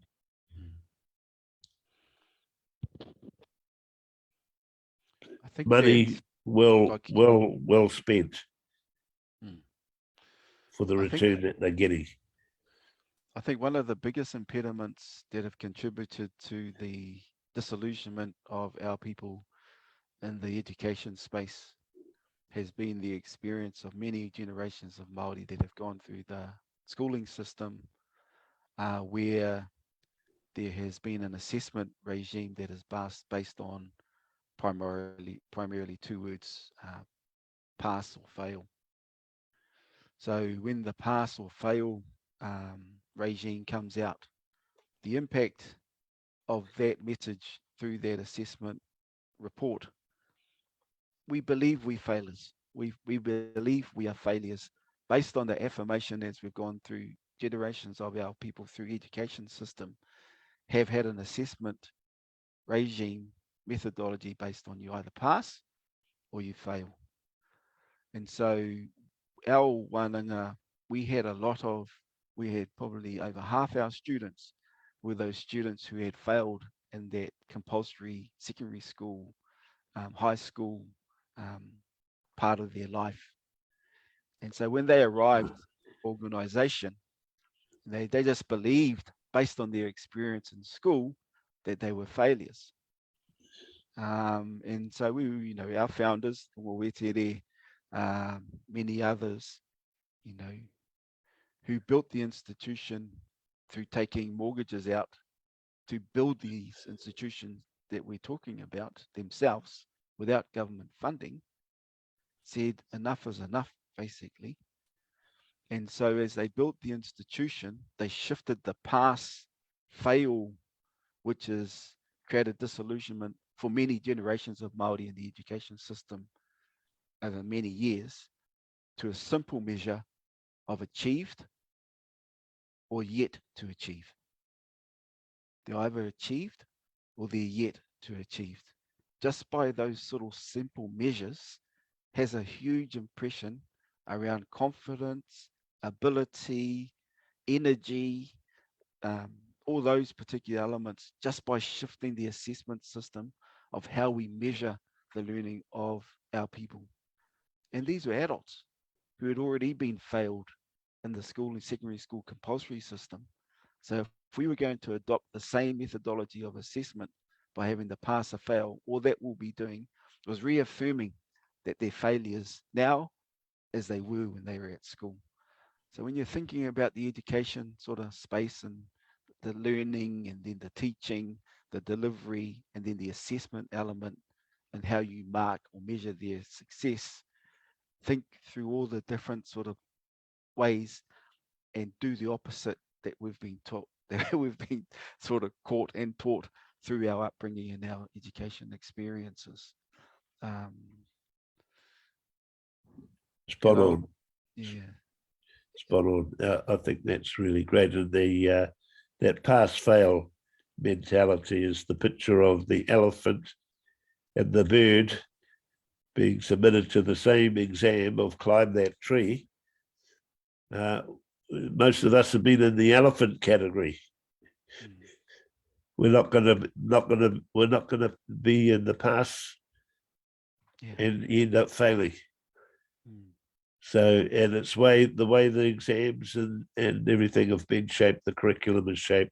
So all of that contestable stuff that we've said. But I think you're absolutely right about that picture you've painted of the wānanga's contribution. Now, a lot of those people who found their way back into learning, I'll say that again, found their way back into learning, have gone on and have done lots of other things, and they were potentially, people who would be disillusioned, who would pass these negative messages about schooling onto their kids and so on. So we've had great stories. We've had kids, the grandchildren, the children, the aunties and uncles and the grandparents all learning together. And a lot of that is about opportunities to relearn. And that's something that shouldn't be underestimated in our communities, actually. Is a relearning opportunity that's done with dignity and that looks after people. Have you we in our watching and witnessing our community and a lot of our kids struggle with the system that is currently in place, definitely see a difference between how the boys and our young men learn versus how our young ladies learn, and who's actually achieving in those spaces. And we definitely see that the system as it's currently built is definitely built around a lot of the ways that women and young women absorb information versus the ways that men do. And so my next question, of course, is the men versus women dichotomy. How do we balance, and what did that look like in terms of young men's achievements in your communities? I know that I think across the board for our Indigenous people, our young men are the ones who are struggling the most, or have been, with the education system as it's built. And I know that there's probably a solid example in your system of how our young men are coming up and seeing that they can achieve in these systems.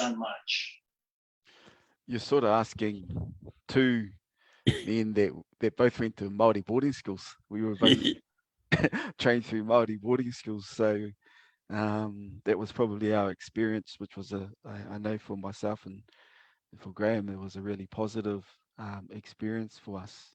And it actually, I accelerated my development through that particular school at that particular time. And a lot of our boarding schools have variable performance over time.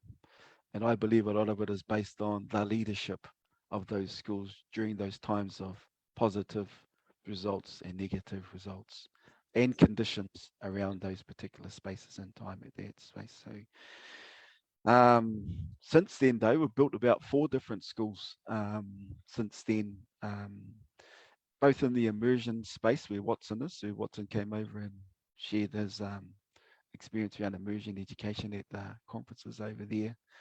And then being able to what is known as special character schools, which Graham referenced earlier in our conversation, which was around a particular character, which I believe sort of emanates the characteristics of the ideal graduate of that particular school you're trying to create. So that's an opportunity there that's being created in the space to enable different interests or different sort of views on what counts as a ideal graduate for a particular community here in our society in New Zealand.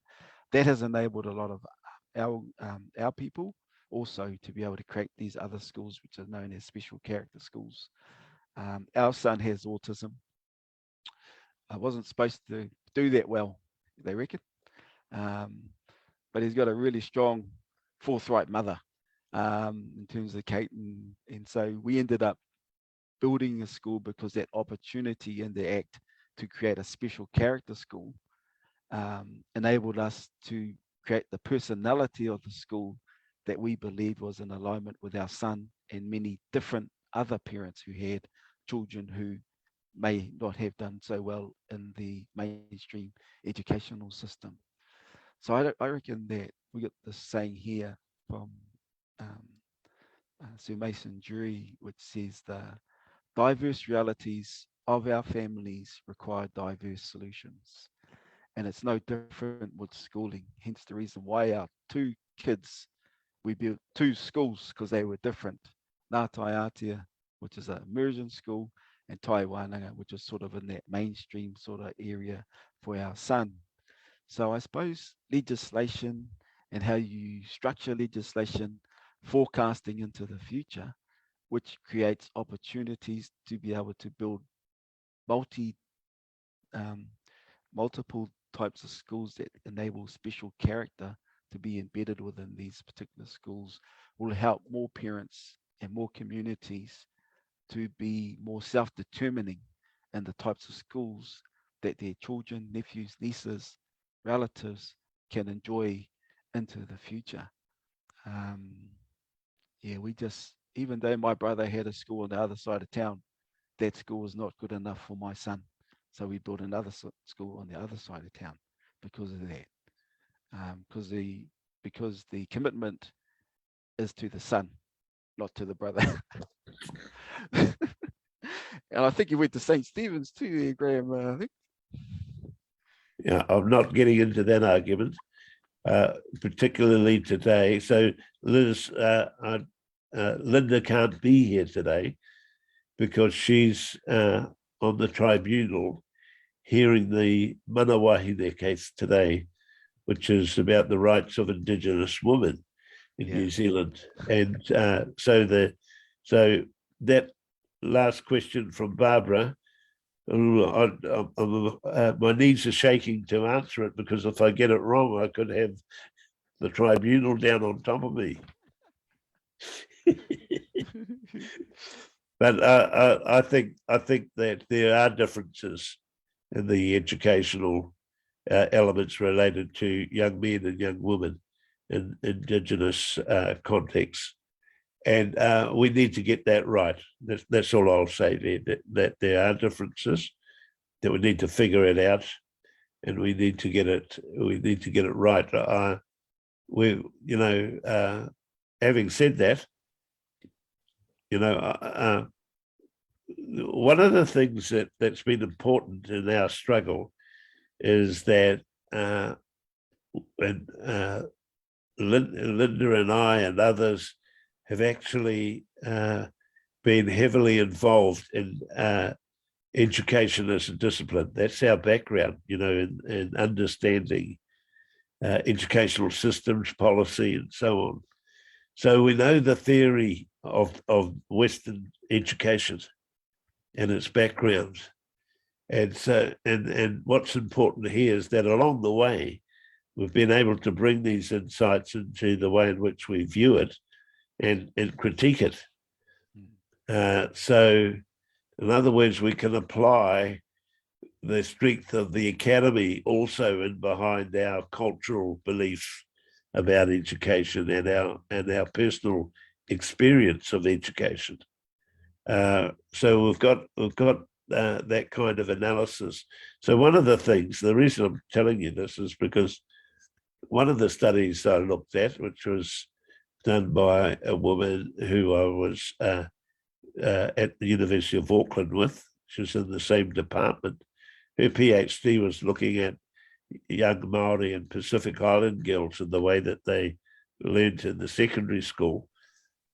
And what she showed was that,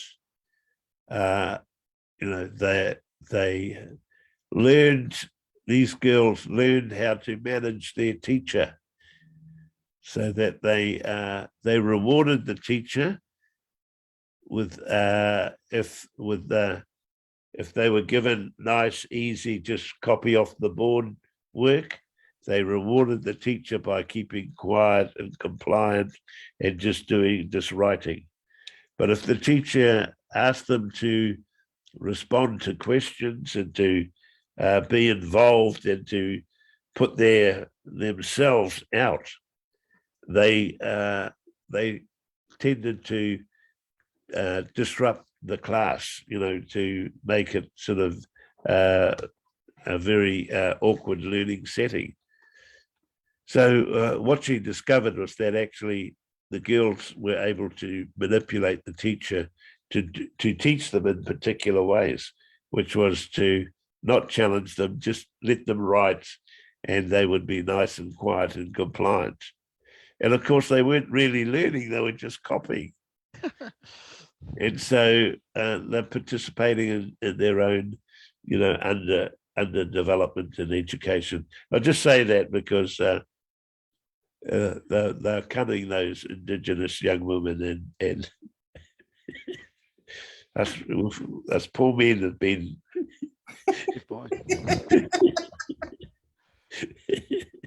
We're scared. Yeah. Yeah, So, no, that's. were you going to say something else, Graham? I was just going to say there's a lesson there, because actually there's a pedagogy you could have taken advantage of if you could see it. Mm.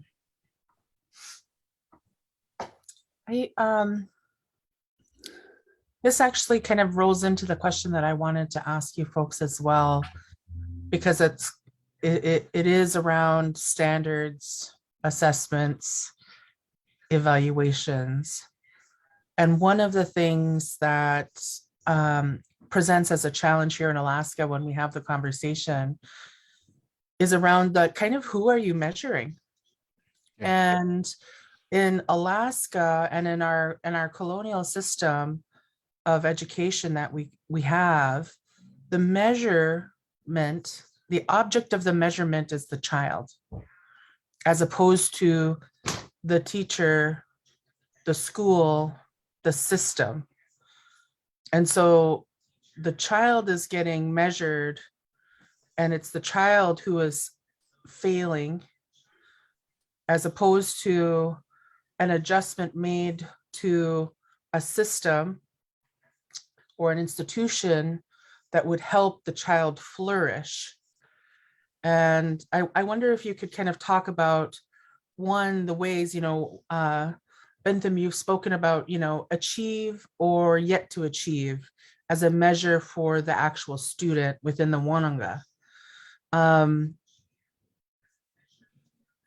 How does that look for primary and secondary? And then to the other question, and then how do you assess, evaluate, and ensure that it's Kaupapa Maori standards that are used as a center of the schooling? And if I'm using the term wrong, I know you'll correct me. Our people are pretty open and vocal all around here. They're pretty good at sharing good news, but they're even better at sharing news in the event that they see someone who's not enacting the fullness of kaupapa Māori when they purport to be operating in a kaupapa Māori context. So that's probably the moderating element, is we have people who raise everyone else's consciousness around what they believe are people who are enacting the kaupapa Māori through their actions, behaviours, thoughts, conversations and discussions. And those that don't, it's a really small place over here, Liz. You can't really get away with much over here, to be honest, in terms of that. And we're a pretty small country. Graham may have another thoughts, but from the ground looking up, that's sort of how our intel is sort of shared, or our opinions are sort of shared. They're shared pretty openly, in a transparent way, and in an open way, because we're all interested in the success of our Māori students, of our Māori people here in Aotearoa. So we're not backward and coming forward in that space. Actually, we're probably one of the worst in the world in terms of going. Yeah. Yeah, I might have said the other day, Liz, that we got rid of national standards here. We're more around what we call formative learning, where the testing is done in order for the teacher to be able to help improve someone's learning, not measure them against some arbitrary idea of the national standard for the United States. Is your national standard done by state or by Federal? Federal? Is it federal? Both. Yeah. So I think we would say that we're not against testing, but we're against the testing for a good reason, and aiding the learning outcomes of kids, rather than trying to measure them and put everyone on this great big score sheet and scorecard. So part of that is this individualism I talked about. How you deal with that is that individuals are competing. Competitive individualism is one of the driving forces of the neoliberal framing, as opposed to what we would say is that we have collective responsibilities to our extended family, our whānau, to our community, to our tribes, to our mukapuna collectively, our grandchildren, to our, so we can see collectives that we would be, involved in. So, yeah, I think that's just a straight out and out colonizing instrument, actually, and it needs to be contested.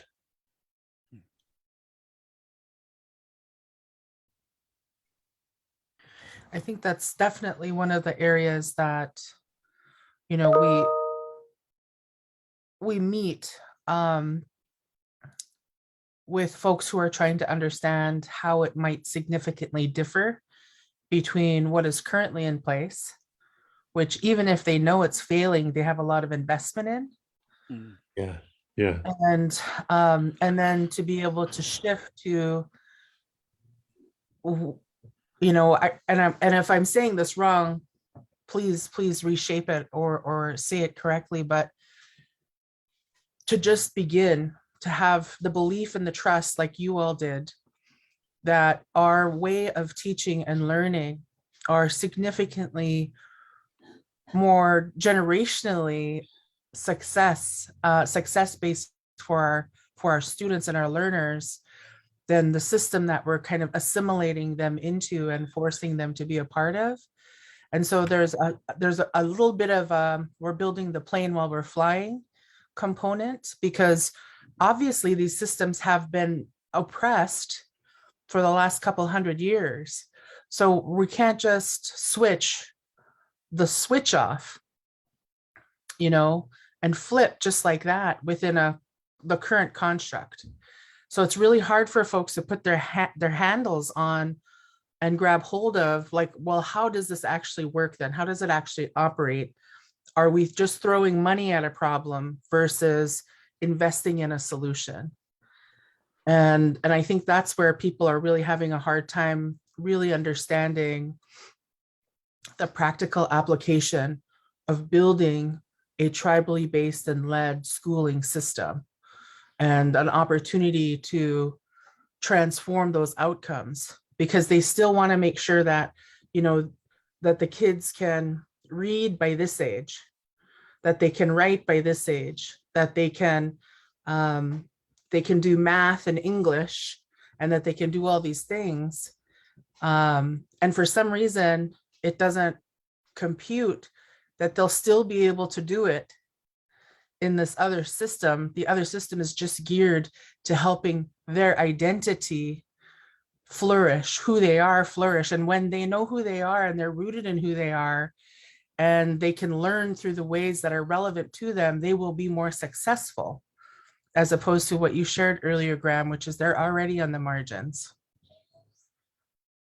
So as you think about, you know, the operationalization of building these schools, primary schools, secondary schools, and the Wananga,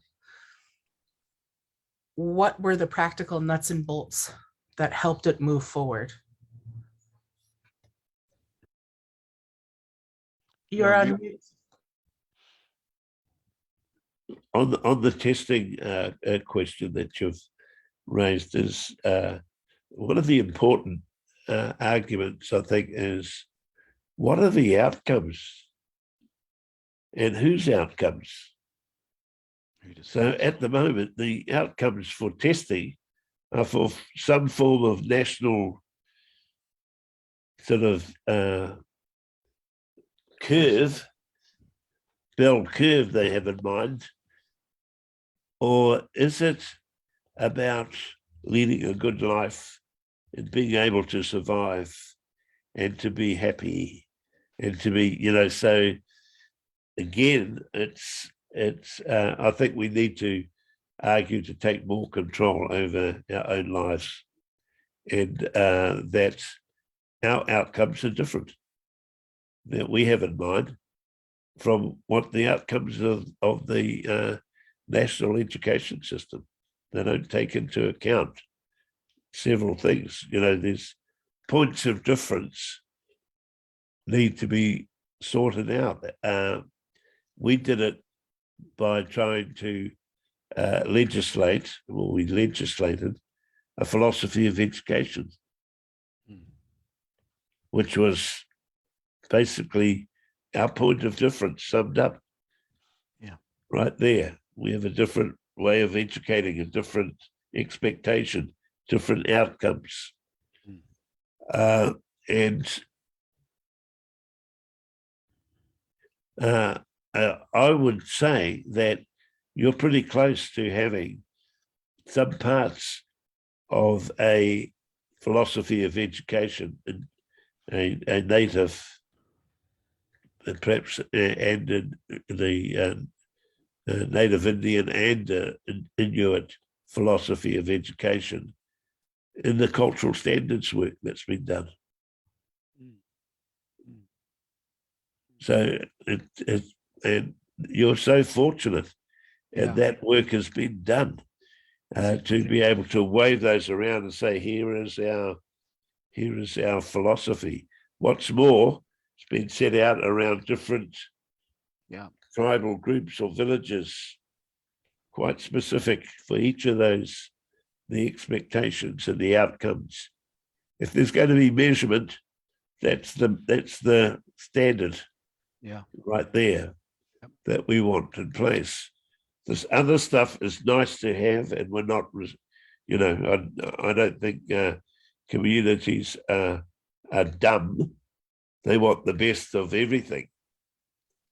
You know, they want access to the world, but I keep saying the part that they don't have any access to is normally our cultural way of living and our lifestyle and so on. And that part needs to be accented. And the other part, they've got options. If they really want the other part fully and exclusively, they can go to a school down the road and get that now. but to realize their cultural identity and reinforced in a positive way, and to have their language heard, and all of the things that the reasons that we've said before, that's still not available to most kids.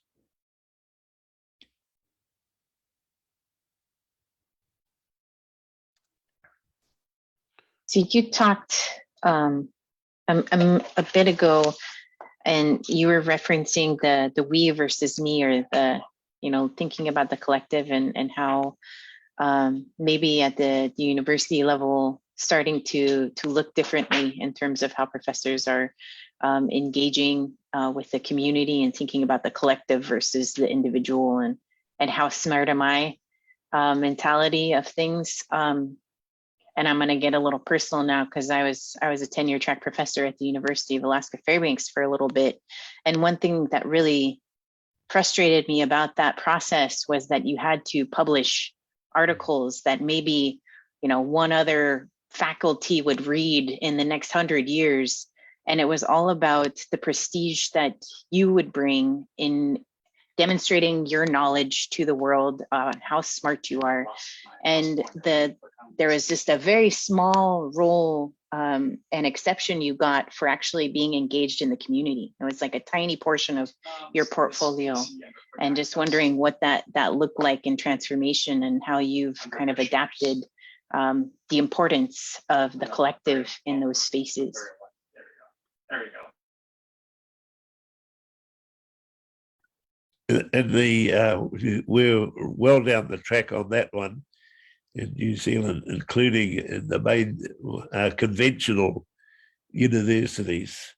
There's a lot of space made now, and realization about the very narrow track that you can be led down, to the point where in our institution we even have a Māori promotions committee now. So I'm lucky because I get to chair that, so I can chair and appoint Māori professors in the university. Awesome. And it runs parallel with our ordinary promotions pathway. So, and everyone is conscious that we're underserved in terms of Māori staff members. So there's a conscious push about recruitment and promotion, stuff like that. It's just still, I still think it's tokenistic. It's in many ways, but it's at least moving in the right direction. And but the whole of the university really is more open these days than they were. And a lot of that has got to do with the existence of the wānanga. The wānanga's very existence is a manifest critique of the problems of the university system. They exist because people felt disillusioned with the system. So now the system is trying to catch up with the success of the wānangas and where they're at.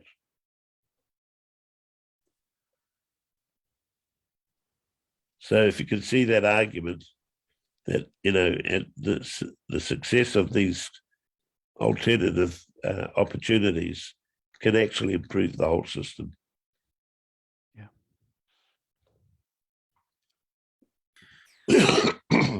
So, the first session, we talked about the cultural standards that were developed here in Alaska, that other parts of the world, including Aotearoa, have utilized in helping to think through and formulate your own responsive education philosophy.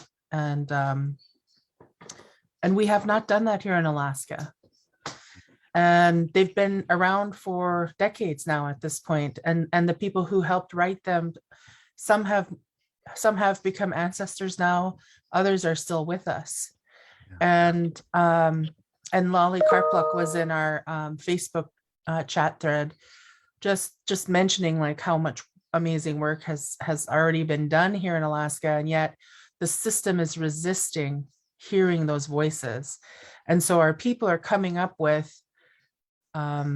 alternatives, right? They're coming up with alternatives. Those alternatives are better because they're founded on what our people believe and are really committed and passionate about.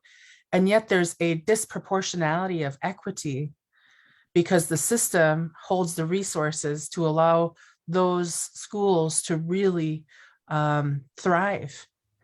And the framework by which those schools can survive, thrive, and really support their students and communities. And so as I was thinking about the shift that is needed here in the short term is both the way that people think about it, but also the legislative work that needs to happen. And I think Bentham alluded to the fact that, Graham, you've been involved heavily in the legislative work that was done. And Bentham, it sounded like you were as well in terms of the Wananga. Was there any type of legislative work that was done around the primary and secondary schools as well? Graham, yeah.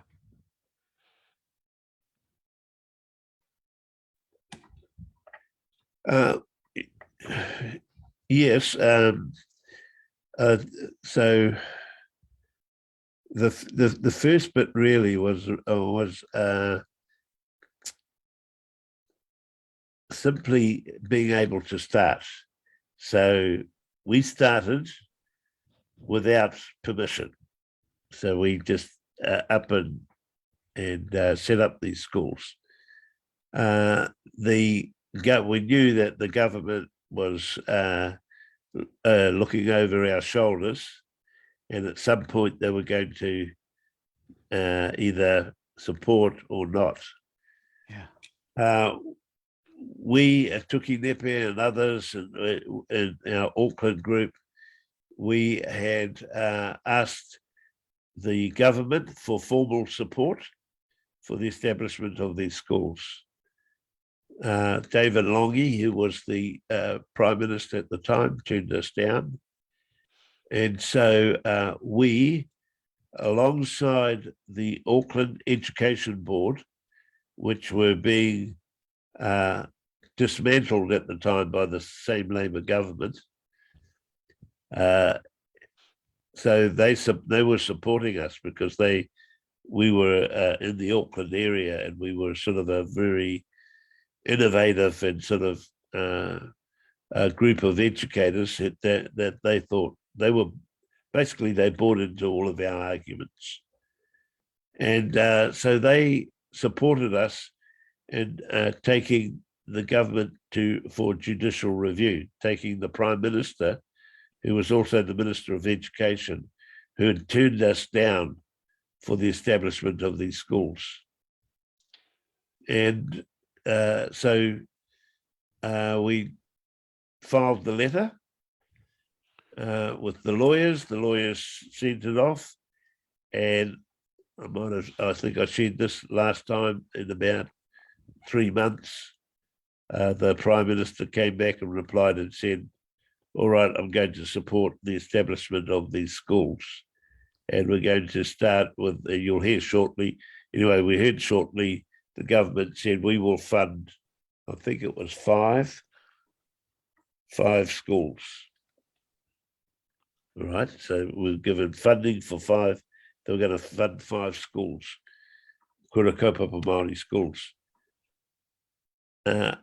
Problematic was there were 7 groups.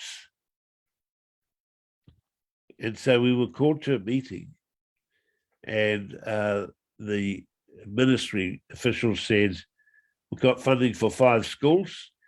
You guys go in that room over there, and then you come back and tell us which schools we're funding. Sort of the classic divide and rule. So we went in the back room, we discussed this. Zena Tamanui put her hand up and said, we were the last on in Auckland, and we volunteer that it won't be us. So they were the Otara group.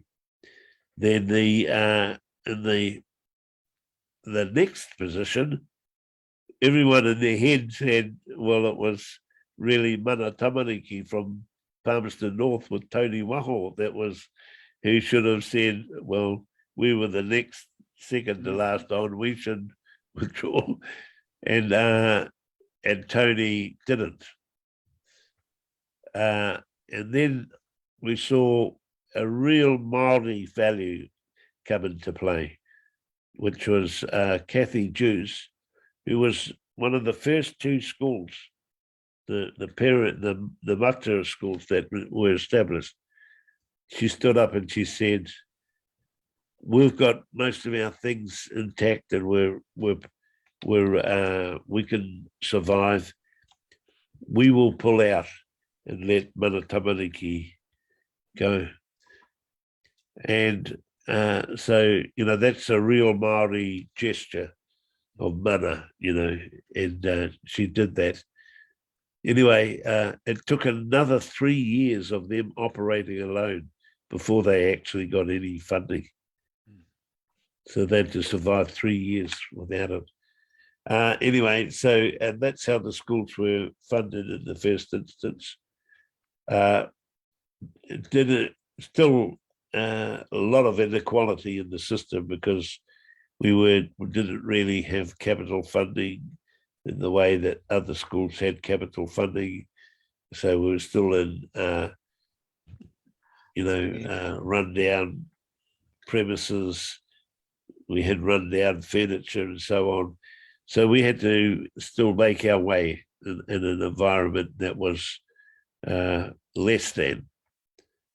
And it was the Wānanga case, actually, that was taken, the Capital Works case that was taken by the Wānanga sector, the higher education sector, which forced the government to confront the issue that we were held to the same accountabilities as any other higher education institution, but weren't given the same wherewithal and support by government to get there. And in my estimation, it took about 5 minutes to prove that in front of the tribunal, because our opening deposition was made by one of the top, he's a top judge now in New Zealand, and that case was won in his opening deposition.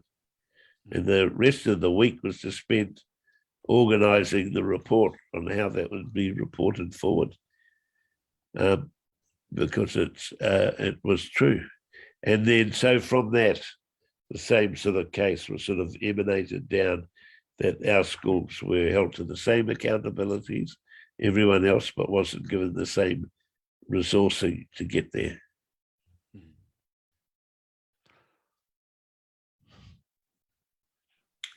Yeah, that's really helpful information, because I think that that's one of the other ways that too often controls, right? When you feel like you've made a step forward, all of a sudden there's an opportunity for the system to try to do the divide and conquer, or as you say, divide and rule. And it then falls back on our people to try to make the best decision. And oftentimes that's really difficult, because we're not monolithic in any way, and our people are completely different than one another, from language to culture to the way that we live in our environment, and our languages, everything's so different. And so we have different forums where these differences can come out and come together to try to work on something cohesive. But it's often been a tool used by the system to actually stop progress by Native people. And it's used all the time. And so I really appreciate you sharing that story of how, you had people, leaders, real leaders, who made a sacrifice. Yeah. And, and that's massive. And I think that's one of the things that we have a challenge with here, is because we don't really have too much to sacrifice, because we don't have control and ownership, a tribal control and ownership over these entities. They belong to the state. The resources belong to the state. The teachers, the school leaders, administrators, they are employees of the school, employees of the state. And so trying to support their, trying to support them in understanding what's possible in a new environment, and what it's like to work for Native people, and what that experience is like for the non-Native people, or even our own Native people who are in these Western institutions, coming over to potentially work in a Native-led and Native-centered school, which brings up all kinds of questions, right? Will they be a good employer? Will we be treated better? Will we have opportunity for better pay, better retirement? Will we have the ability to have better breaks and time off? Will we have better support for continued learning and engagement? Do we take on more responsibility to community in a way that we're pretty shielded from now in the current system? What are the standards that we're going to have to meet? Like, who's going to teach us? What's the teacher certification process? So I'm sure you guys have dealt with all of these questions. So I would love to hear how it's played out. We've met all of those things along the way. I would say that that we depended really on the goodwill of our people and the kaupapa, that people were just locked in to doing something different. They were committed to change. They were committed to language. They were committed to doing something better. And so they sacrificed. They sacrificed their work conditions, because we didn't have some of our people didn't get paid. We didn't have any salaries. We just did it because we knew it had to be done. The work conditions, no holidays. What's a holiday? Can you take these 4 classes with you while you go on holiday for a field trip? It's but over time, we got all that. We did the full circle. We struggled. We had to put up with sort of, very adverse conditions while we built this, and we eventually got there. I think walking in day one and expecting everything to be laid on a plate is probably unrealistic, because, as you say, we're still building the plane, because we don't know all the answers yet. We know where we want to go. The process of how we get there is still dependent on context, on our resourcing base and so on, but we need to set off on the journey. And we know that part, but there also needs to be some sort of flexibility around that. That's why I've sort of suggested some sort of entity that has the oversight that protects the kaupapa, which is, Alaskan Education Authority. Now, the problematic is who is best to do it, because I think your points that you've just raised, Liz, about, sponsored, when you pick up the government check, when you're sponsored by the government, comes with strings. Yeah, I always say, if you bend over to pick up the government check, look out behind you.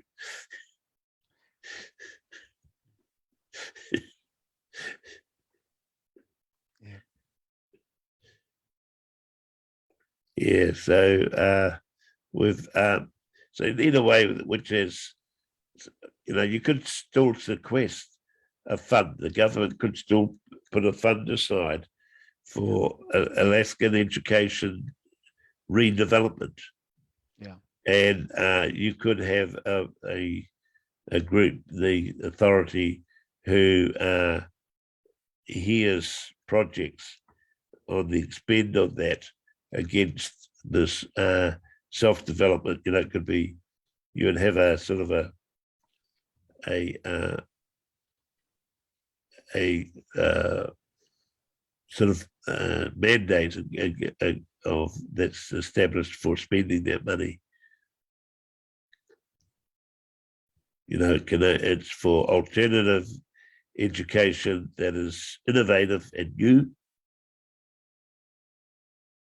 I think innovation is a good thing that responds to the language and cultural needs of learners.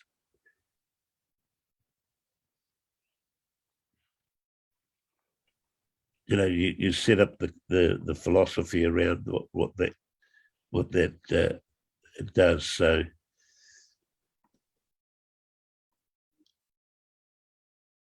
again, you've got a diverse sort of context in Alaska. So, you know, dealing with Inuit, and so it might have two faces or two arms, or that deal with this issue. So not a cookie cutter or a one size fits all, No, which is you gotta the one we have now. yeah.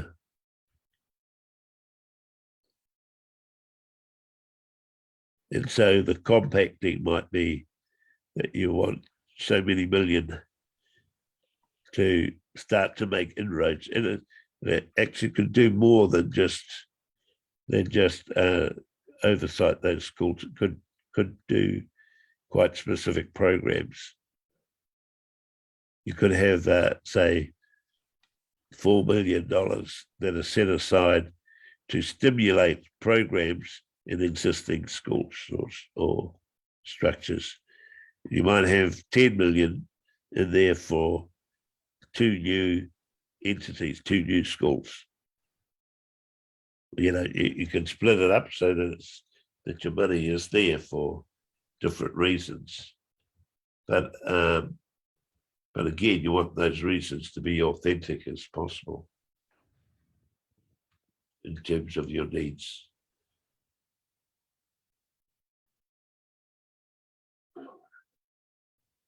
See, and by incentivizing, splitting the funds, so you've got incentives for existing schools who might want to do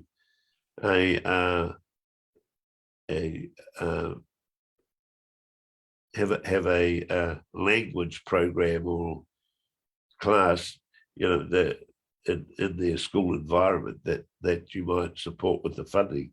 But the trick is that they've got to argue the innovativeness of it. Well, what's new about this, what you're suggesting? Is it one of the ordinary ones we've got at the moment that are not working very successfully? Or is there something magic about what you're proposing? You know, so you need a group there that's actually really serious about how they get value for the money around the cultural development, and it can also be learning. You know, you can widen it so it's a learning mandate as well. Just a thought. Not the answer necessarily, but if you don't put it in place, I'll cry. You know? And But I'll send teacher it- education, all of that, got to think about that. Yeah. But again, you know, institutions should be bidding to run the program, putting their hand up and saying, and then you just, but what you need is you need a good person who can manage the program, who understands the philosophy, who knows what sort of training needs to be done. And you're not just getting a revamped ordinary teacher education program. Yeah. There's some aspects of it which are good, but not all of it. You're able to pick your own teachers.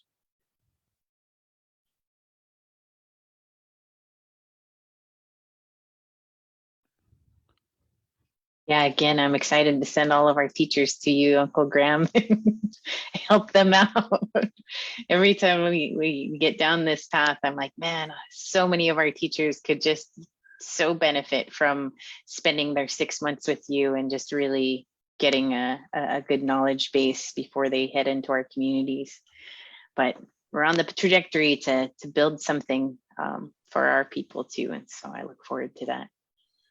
You know, I would say whichever environment I'm in with Indigenous teachers or academics for that matter, they all know. They know intuitively what's right and what they want to do. And we have fabulous time, you know, when we're together, talking to each other about, you know, possibilities and so on. But they just don't have the support or the courage to take the leap often. So it's really about how do we support them to get on what we say is get on the kaupapa or get on the philosophy and to be more overt about what they're doing. But I've found you know, Alaskan workforce fabulous. I've worked with teachers, as I say, the School of Fish. They're probably all retired now, but Lali's and that. But you know, they were all fabulous. They all knew they knew what they wanted and what needed to be done. And like all of us, were frustrated often by the constraints of the system. So yeah, you know, my belief is that we just need to try and free them from the constraints that they're suffering from. And a lot of them have good hearts. They know what they want to do and support and can do it. Yeah, Lolly's been watching Uncle Graham. She keeps saying hello and making good comments. So hi, Lolly. I love it. Yeah. You know, when we got on this, I love that you wrote this in here, Bentham. I hope you are okay with me sharing, but you know, globally Yeah, hot, good. locally not. Yeah. Yeah. Well, you know, and it's so true that Indigenous knowledge and our ways are just like, as President Peterson always says, the pretty girl at the dance right now.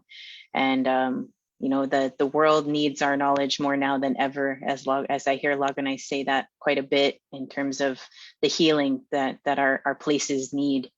How often or how effective would it be to bring in some of those global advocates for our education system and our knowledge systems? You know, I know that traditional ecological knowledge is big and hot at the university systems, and there's so many pathways to help folks understand our knowledge base and to gain a different perspective.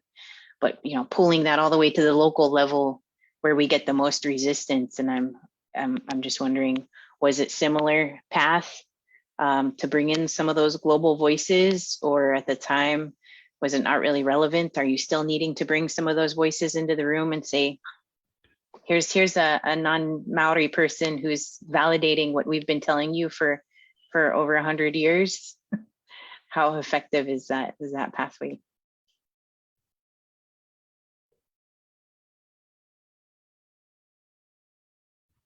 Can you just reframe it again there, just sister? Yeah. So in terms of bringing in folks who are all about Indigenous knowledge right now, Yeah. our non-Maori, our non-native allies. Okay. Yeah. Is it Yeah. effective to help bring them into the space and help other people see through their eyes how important this is versus just continuously us at the table? Yeah, I think that here in a series of my experiences here in Aotearoa, in New Zealand here within the Wānanga movement, and we had 42,000 students in our tribal college. And I'd say we would have had around 40% of our staff non-Māori. 40% of our staff And the reason why is because they shared the philosophy and they had a political understanding of the inequalities associated with the New Zealand education system. And they saw the wānanga at our organisation, Te Wānanga o Aotearoa, an opportunity because they saw us looking to disrupt those structural ways of teaching, of assessing, and in terms of what counts as knowledge and what knowledge counts. And so they saw us enacting those particular things, the way we deliver pedagogy in terms of the assessment, methodologies of how we enact our work, but also we're pretty pragmatic. And that's because we had a leader through Dr. Rongo Wetere, who hadn't even been a part of the education system before. So he come and disrupted the education system through the wānanga with really not really caring how the education system operated in the past, because from his view, it failed our people.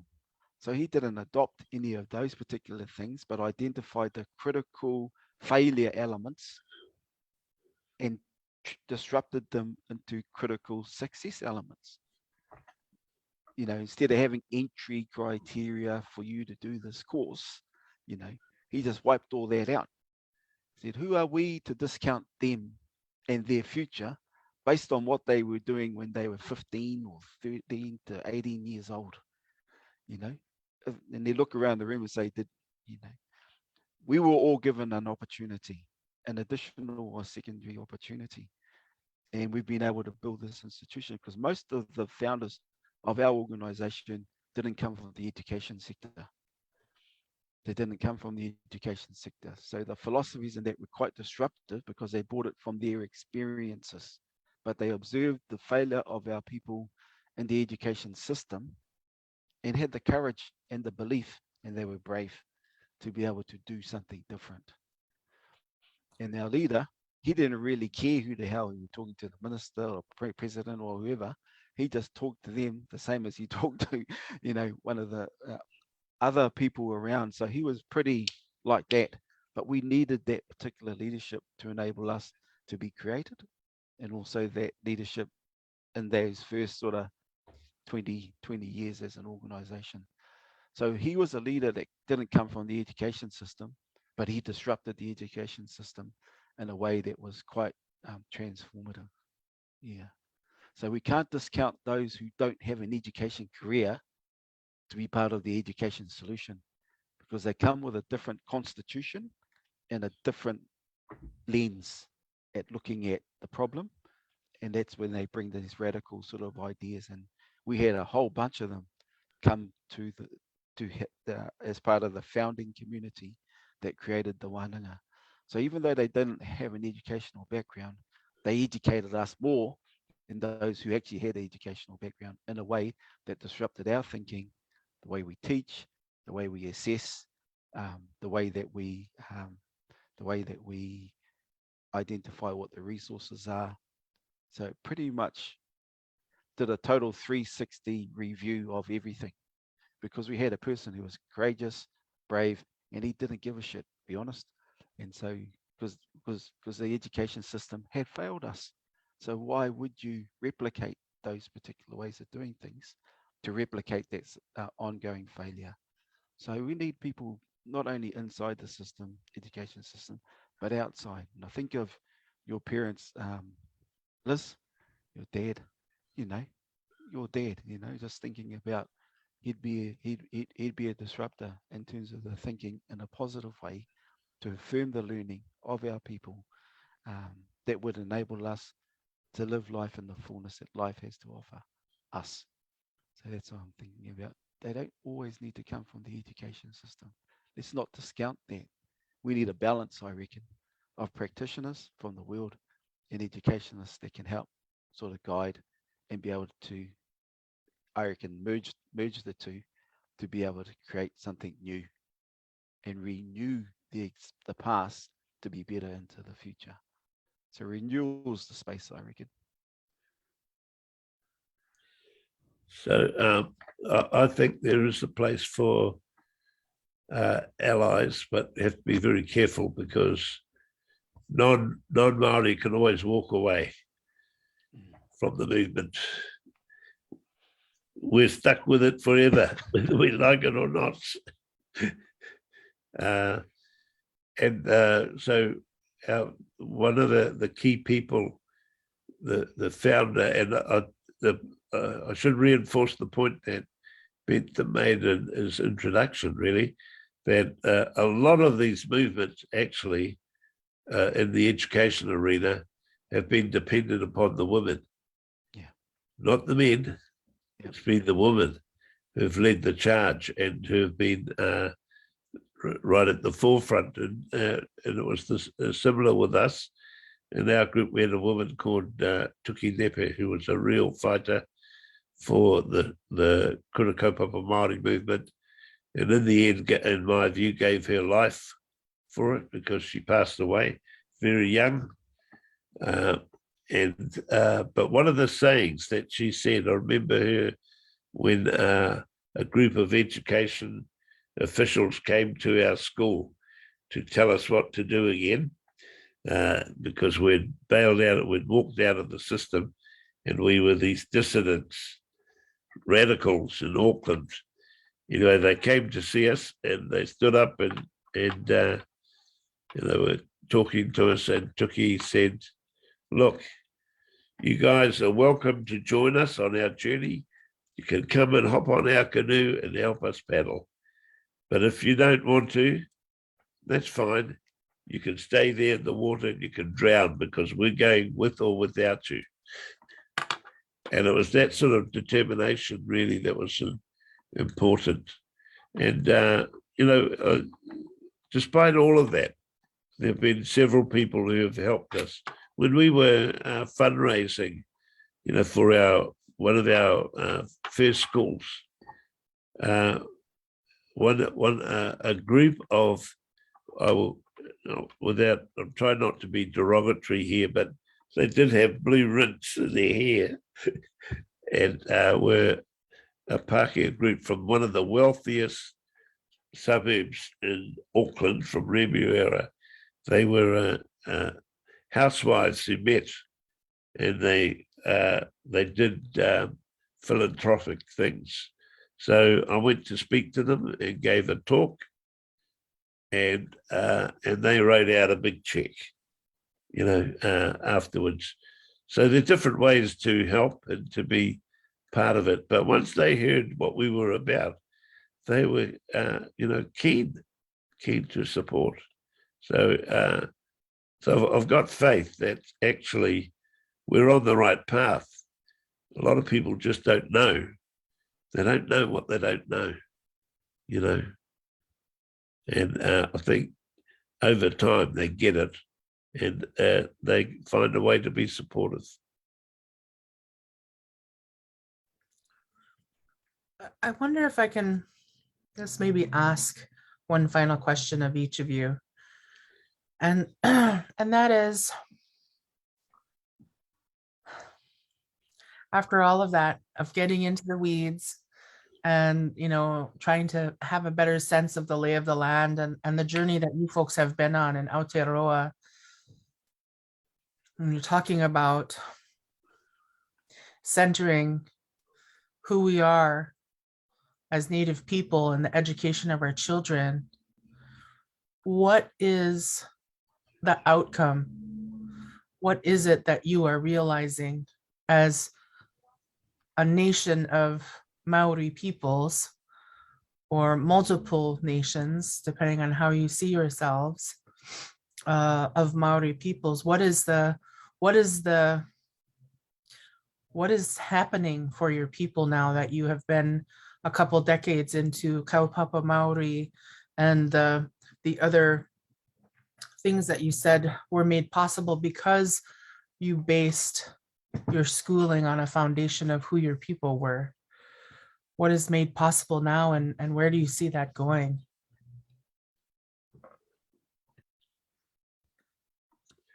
Well, where we're at is that most government departments have a section called the Kaupapa Māori Unit, and they've taken that philosophy, that transforming philosophy, into their domains. I'm not saying that everyone has got it right in how they're dealing with it. I think a lot of them it's become the flavour of the month sort of thing, and have adopted it because of that. Others have genuinely taken it as a transforming sort of philosophy for their businesses. I would say that New Zealand is feeling pretty confident about its education system and the diversity that it's now got in it. I've said before that our officials, New Zealand government officials, take credit for, at the UN level, for kohanga reo, kura kaupapa, and the wānanga, and all of that, because they know that it's actually done a lot of change where they couldn't do it, and but at the same time, it's sufficiently in favour to be able to sort of own it now, and that's all right. I want them to own it, but I don't want them to mess it up either. But so again, my line is that no one died. Everyone is feeling very positive about where we're up to. And I stress that it's where we're up to. We're a work in progress, and things are still happening for us. But we've made a lot of gains, and I think part of it is keeping our own people to keep their eyes on the prize. I think some of this change has come too easy for some of our people. So our parents, instead of getting in and supporting schools, for example, the language schools, they're back to the old habits of just dropping their kids off at the gate and carrying on. You know, that kind of thing. They need, by keeping your eyes on the prize, I mean, being staunch to the kaupapa of what we're about and what we're trying to achieve here. So that's across every level of our education system, from the preschool to higher education.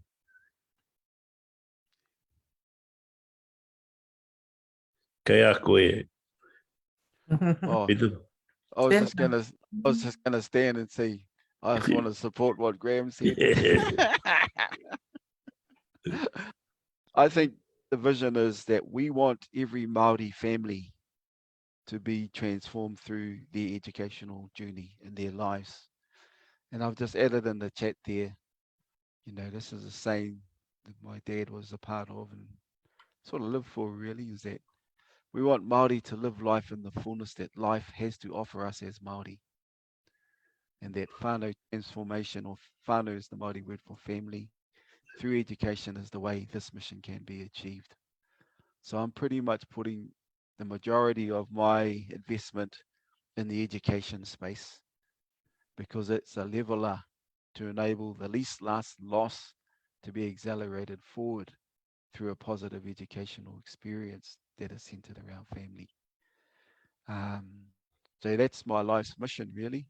A term coined by my dad, whānau transformation through education. And so by way of association, it's my kids' mission also, in terms of what they do, because it's the biggest investment that we can make as a family, but also while we're alive, that can have intergenerational positive transformative change and benefits for our families.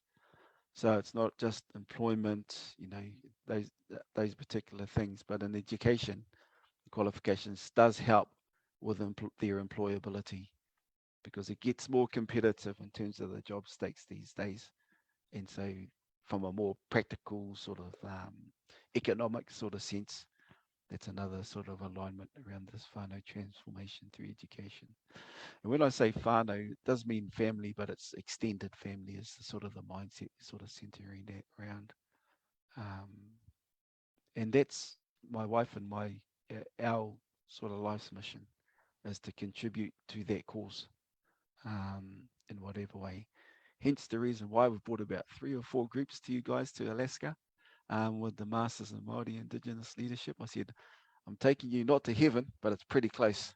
So hence the reason why we've been able to come over, both Kate and I, to bring our whānau over there, because it's quite different in the sense of geographical outlay of the environment and the land.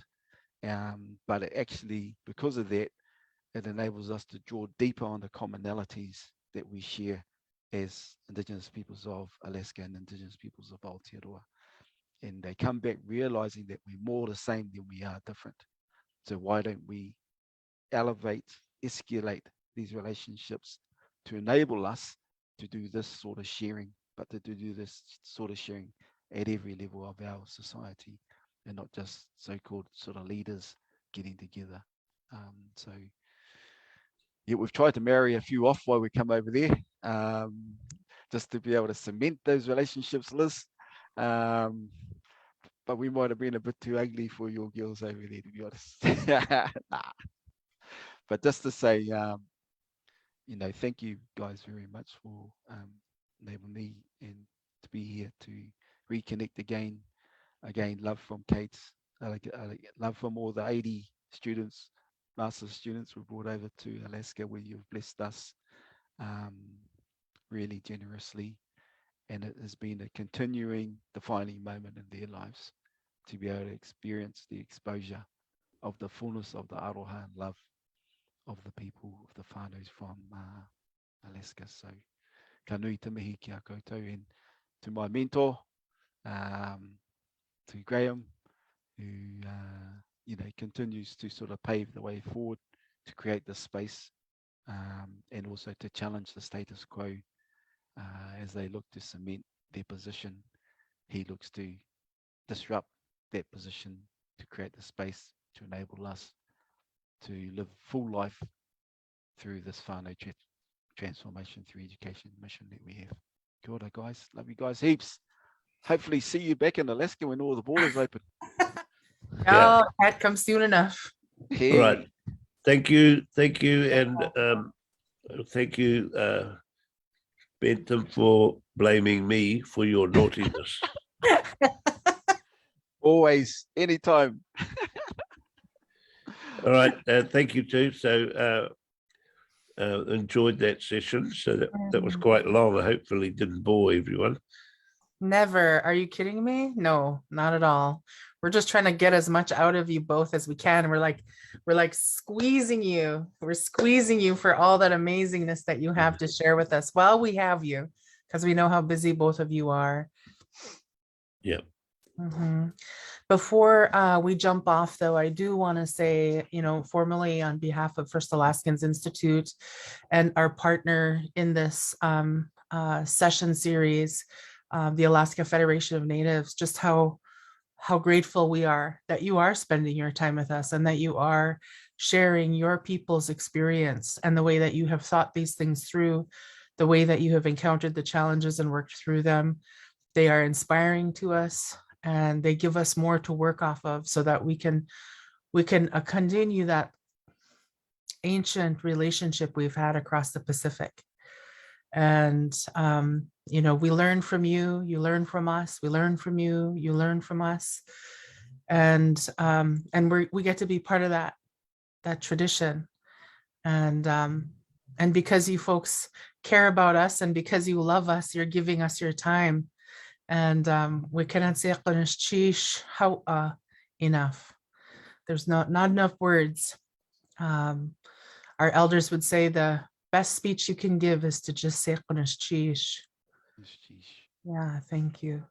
And we'll have our third session in this series on this coming Friday from 7 to 9 p.m. Alaska time, where we'll have Graham with us again, his wife, Professor Linda Smith, as well as some of our Alaska Native educators and leaders. Hune Lance Twitchell, who is Tlingit, Yupik, Haida, and Sami. And he's a professor at the University of Alaska Southeast and is one of our language warriors and our language healers for our Tlingit people. We will also have Julie Kitka, who is the president of the Alaska Federation of Natives. And she's our partner, and AFN is our partner in these series, like I said earlier, and they're really working side by side with the state right now and the Department of Education and Early Development on fleshing out what compacting over education could look like in this current conversation that we're in. And this series of discussions is helping kind of flesh that out and share about our own people's notions and visions of what that is in this third session. We'll also have Lisa Wade, who is the executive director for the Traditional Council of Chicaloon Native Village in South Central Alaska, Denina, in Ahtna-Athabascan community. And of course, Pasarak, Jana Harcharik, who was the leader before her retirement of the Inupiaq Learning Framework in the North Slope Borough School District. So really looking forward to being able to spend time with them and with Linda and with Graham again. And to my brother Bentham, I'm so appreciative that you joined us today, and give Kate a big hug for me. Sure can't wait for us to come back together. And of course, all the students in the MMIL program. Kia ora. For more, yeah. So on behalf of us, thanks so much for staying with us for so long. And we'll see you at the next one. And take care until then. Kia ora. Ka kite.